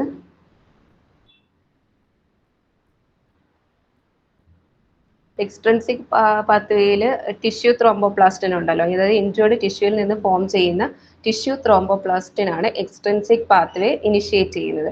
അപ്പോൾ ആ ഒരു ഡിഫറൻസ് ആണ് ഇൻട്രിൻസിക് പാത്വേയും എക്സ്ട്രിൻസിക് പാത്വേയും തമ്മിലുള്ളത്. കാരണം ഇൻട്രിൻസിക് പാത്വേയിൽ ഇവർ ഓരോരുത്തരെയും ഇങ്ങനെ ആക്ടിവേറ്റ് ചെയ്ത് ഏറ്റവും ലാസ്റ്റ്, അതായത് ഫാക്ടർ 8ഉം കാൽസ്യവും, ഫാക്ടർ 4 ആയിട്ടുള്ള കാൽസ്യവും ഫാക്ടർ 8 ആയിട്ടുള്ള ആന്റി ഹീമോഫിലിക് ഫാക്ടറും കൂടെ ചേർന്നിട്ടാണ് ലാസ്റ്റ് ആ ഒരു കൺവേർഷൻ നടക്കുന്നത്. ഫാക്ടർ 10നെ 10A ആക്കും. ഈ 10Aയും 5ഉം ത്രോംബിനും, factor 5 labile factor, then thrombin, ഇവർ ഇത്രയും കൂടെ ചേർന്നിട്ട് ത്രോംബിൻ പോസിറ്റീവ് ഫീഡ്ബാക്ക് വഴി വരുന്നതാണ്. ഫാക്ടർ 5ഉം ഈ 10Aയും കൂടി ചേർന്നിട്ടാണ് പ്രോത്രോംബിൻ ആക്ടിവേറ്ററിനെ ഫോം ചെയ്യുന്നത്. ഫസ്റ്റ് സ്റ്റേജ് ആയിട്ടുള്ള പ്രോത്രോംബിൻ ആക്ടിവേറ്ററിനെ ഫോം ചെയ്യുന്നത് 10Aയും ഫാക്ടർ 5ഉം കൂടെ ആക്ടിവേറ്റ് ചെയ്ത് പ്രോത്രോംബിൻ ആക്ടിവേറ്റർ ഫോം ചെയ്യും. അത് കഴിയുമ്പോഴത്തേക്ക് നമ്മുടെ സെക്കൻഡ് സ്റ്റേജിലേക്ക് പോകും. ഈ പ്രോത്രോംബിൻ ആക്ടിവേറ്റർ പോയിട്ട് പ്രോത്രോംബിനെ ത്രോംബിനാക്കും. അതാണ് നമ്മുടെ സെക്കൻഡ് സ്റ്റേജ് എന്ന് പറയുന്നത്. അവിടെ വരുന്നത് പ്രോത്രോംബിൻ ആക്ടിവേറ്ററും കാൽസ്യവും ആണ്. ഫാക്ടർ 4 ആയിട്ടുള്ള കാൽസ്യവും പ്രോത്രോംബിൻ ആക്ടിവേറ്റർ, ഇപ്പോൾ ഫോം ചെയ്ത പ്രോത്രോംബിൻ ആക്ടിവേറ്റർ, ഇവർ രണ്ടുപേരും കൂടി ചേർന്നിട്ട് പ്രോത്രോംബിനെ ത്രോംബിനാക്കും. ഈ ത്രോംബിൻ പോസിറ്റീവ് ഫീഡ്ബാക്ക് കൊടുക്കും. അതായത് ത്രോംബിൻ ഫോം ചെയ്യുന്ന അനുസരിച്ച് ഇത് മോർ പ്രോത്രോംബിൻ ആക്ടിവേറ്ററിനെ ഫോം ചെയ്തുകൊണ്ടേയിരിക്കും. ആ ഒരു പാത്വേ ഇത് സ്റ്റിമുലേറ്റ് ചെയ്തുകൊണ്ടേയിരിക്കും. മോർ പ്രോത്രോംബിൻ ആക്ടിവേറ്ററിനെ ഫോം ചെയ്യാൻ വേണ്ടിയിട്ട് ത്രോംബിൻ ആക്ടിവേറ്റ് ചെയ്തുകൊണ്ടിരിക്കും. പോസിറ്റീവ് ഫീഡ്ബാക്ക് കൊടുക്കുകയാണ് ചെയ്യുന്നത് ത്രോംബിന്. ദെൻ തേർഡ് സ്റ്റേജിൽ എന്താണ്,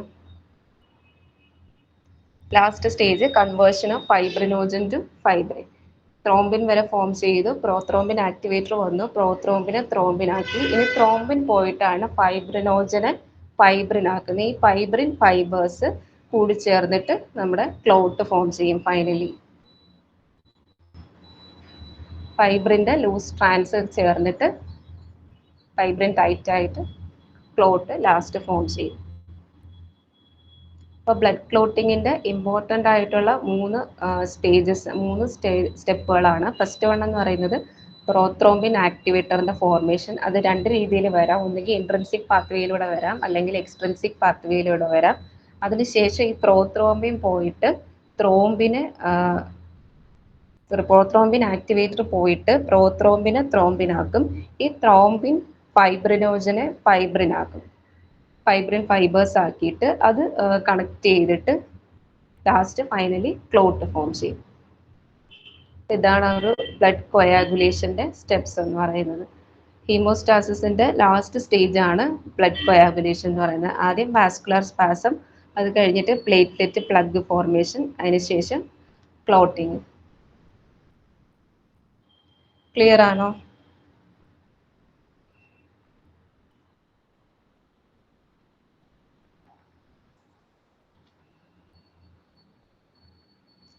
പ്ലേറ്റ്ലെറ്റ് ക്ലിയർ ആണോ?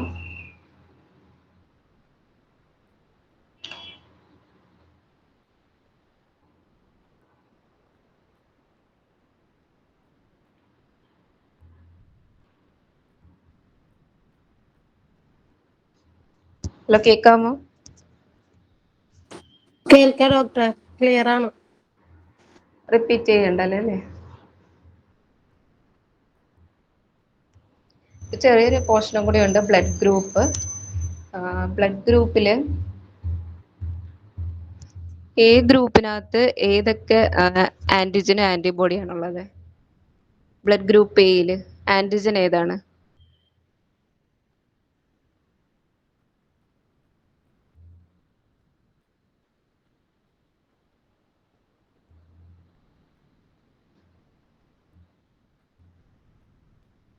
ഇത് ബ്ലഡ് ഗ്രൂപ്പ് എയിൽ ആന്റിജൻ എയും ആന്റിബോഡി ബിയും ആണുള്ളത്. തിരിച്ച് ബ്ലഡ് ഗ്രൂപ്പ് ബിയിലാണെങ്കിൽ ആന്റിജൻ ബിയും ആന്റിബോഡി എയും ആണുള്ളത്. എ ബിയിൽ ആന്റിജൻ എയും ആന്റിജൻ ബിയും ആന്റിബോഡീസ് ആബ്സെൻ്റ് ആണ്. ഒ ഗ്രൂപ്പ് വരുമ്പോഴത്തേക്കും ആന്റിജൻ ആബ്സെൻ്റ് ആണ്. അതിൽ ആന്റിബോഡീസ് ഉണ്ട്, ആന്റിബോഡി എയും ആന്റിബോഡി ബിയും. ഇത് ആൻറ്റിജൻ്റെ പ്രസൻസ് വെച്ചിട്ടാണ് നമ്മൾ അതിനെ നെയിം ചെയ്തിരിക്കുന്നത്. ആൻറ്റിജൻ എ ആണെങ്കിൽ എ ഗ്രൂപ്പ്, ബി ആണെങ്കിൽ ബി ഗ്രൂപ്പ്, എയും ബിയും ഉണ്ടെങ്കിൽ എ ബി, ഒന്നും ഇല്ലെങ്കിൽ ഒ. അങ്ങനെയാണ് ബ്ലഡ് ഗ്രൂപ്പ് ചെയ്തിരിക്കുന്നത്. നേരെ ഓപ്പോസിറ്റ് ആൻറ്റിബോഡി ആയിരിക്കും ഇതിനകത്ത് വരുന്നത്. ഇപ്പോൾ എ ആണ് ആൻറ്റിജൻ എങ്കിൽ ആൻറ്റിബോഡി ബി ആയിരിക്കും ഉണ്ടായിരിക്കുക. ബി ആണ് ആൻറ്റിജൻ എങ്കിൽ ആൻറ്റിബോഡി എ ആയിരിക്കും ഉണ്ടായിരിക്കുക. എ ബി വരുമ്പോഴത്തേക്കും ആൻറ്റിബോഡീസ് ആബ്സെൻ്റ് ആണ്. ഒയിൽ ആൻറ്റിജൻ ആബ്സെൻ്റ് ആണ്, ആൻറ്റിബോഡി എയും ഉണ്ട് ബിയും ഉണ്ട്. ഇപ്പോൾ നമ്മൾ ബ്ലഡ് ട്രാൻസ്ഫ്യൂഷൻ ചെയ്യുന്ന സമയത്ത് ക്രോസ് മാച്ചിങ് ചെയ്യുമല്ലോ. ക്രോസ് മാച്ചിങ് ചെയ്യുമ്പോൾ നമ്മൾ ഡോണറുടെ ആൻറ്റിജനും റെസിപ്പിയൻറ്റിൻ്റെ ആൻറ്റിബോഡി ആയിരിക്കും നോക്കുന്നത്. അത് തമ്മിലാണ് മാച്ച് ചെയ്ത് നോക്കുന്നത്. ഡോണറുടെ ആൻറ്റിജനും റെസിപ്പിയൻറ്റിൻ്റെ ആൻറ്റിബോഡിയും തമ്മിലായിരിക്കും മാച്ച് ചെയ്ത് നോക്കുന്നത്. അപ്പോൾ അങ്ങനെയാണെങ്കിൽ യൂണിവേഴ്സൽ ഡോണർ ആരായിരിക്കും?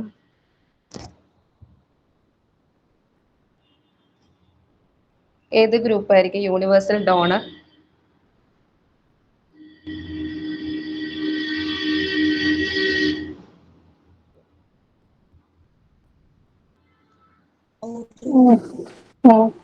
ഓ ആയിരിക്കും. ഓയിൽ ആന്റിജൻ ആബ്സെന്റ് അല്ലേ? ഇപ്പൊ ഡോണറുടെ കേസിൽ നമ്മൾ ആന്റിജൻ ആണ് നോക്കുന്നത്. ഇപ്പൊ ആന്റിജൻ ഇല്ലാത്തത് കൊണ്ട് ആർക്ക് വേണമെങ്കിലും അവർക്ക് ഡൊണേറ്റ് ചെയ്യാമോ? അടുത്ത റെസിപ്പിയന്റിന്റെ ആന്റിബോഡിയാണ് നോക്കുന്നത്. അപ്പൊ യൂണിവേഴ്സൽ റെസിപ്പിയന്റ് എന്ന് പറയുന്നത് എ ബി. അപ്പൊ അങ്ങനെയാണ് ആ ഒരു ക്രോസ് മാച്ചിങ് നോക്കേണ്ടത്. പിന്നെ എറിത്രോബ്ലാസ്റ്റോസിസ് ഫീറ്റാലിസ് അറിയാലോ. അതിൽ മദർ RH നെഗറ്റീവ് ആയിരിക്കും, പോസിറ്റീവ് ആയിരിക്കും?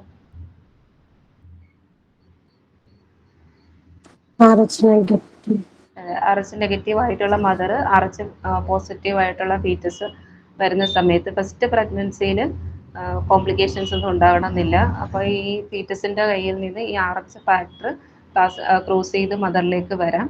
അപ്പോൾ അതിൽ മദറിൻ്റെ ഇതിൻ്റെ RH അഗൻസ്റ്റ് ആയിട്ട് ആൻറ്റിബോഡീസ് പ്രൊഡ്യൂസ് ചെയ്യും. സെക്കൻഡ് പ്രഗ്നൻസി വരുമ്പോഴാണ് അതും RH പോസിറ്റീവ് ആണെങ്കിൽ, കുട്ടി സെക്കൻഡ് പ്രഗ്നൻസിയിൽ RH പോസിറ്റീവ് ആണെങ്കിൽ ഈ ആൻറ്റിബോഡീസ് ക്രോസ് ചെയ്ത് വന്നിട്ട് RH ഇൻകോമ്പാറ്റിബിലിറ്റി ഉണ്ടാക്കും. അതാണ് എറിത്രോബ്ലാസ്റ്റോസിസ് ഫീറ്റാലിസ് എന്ന് പറയുന്നത്.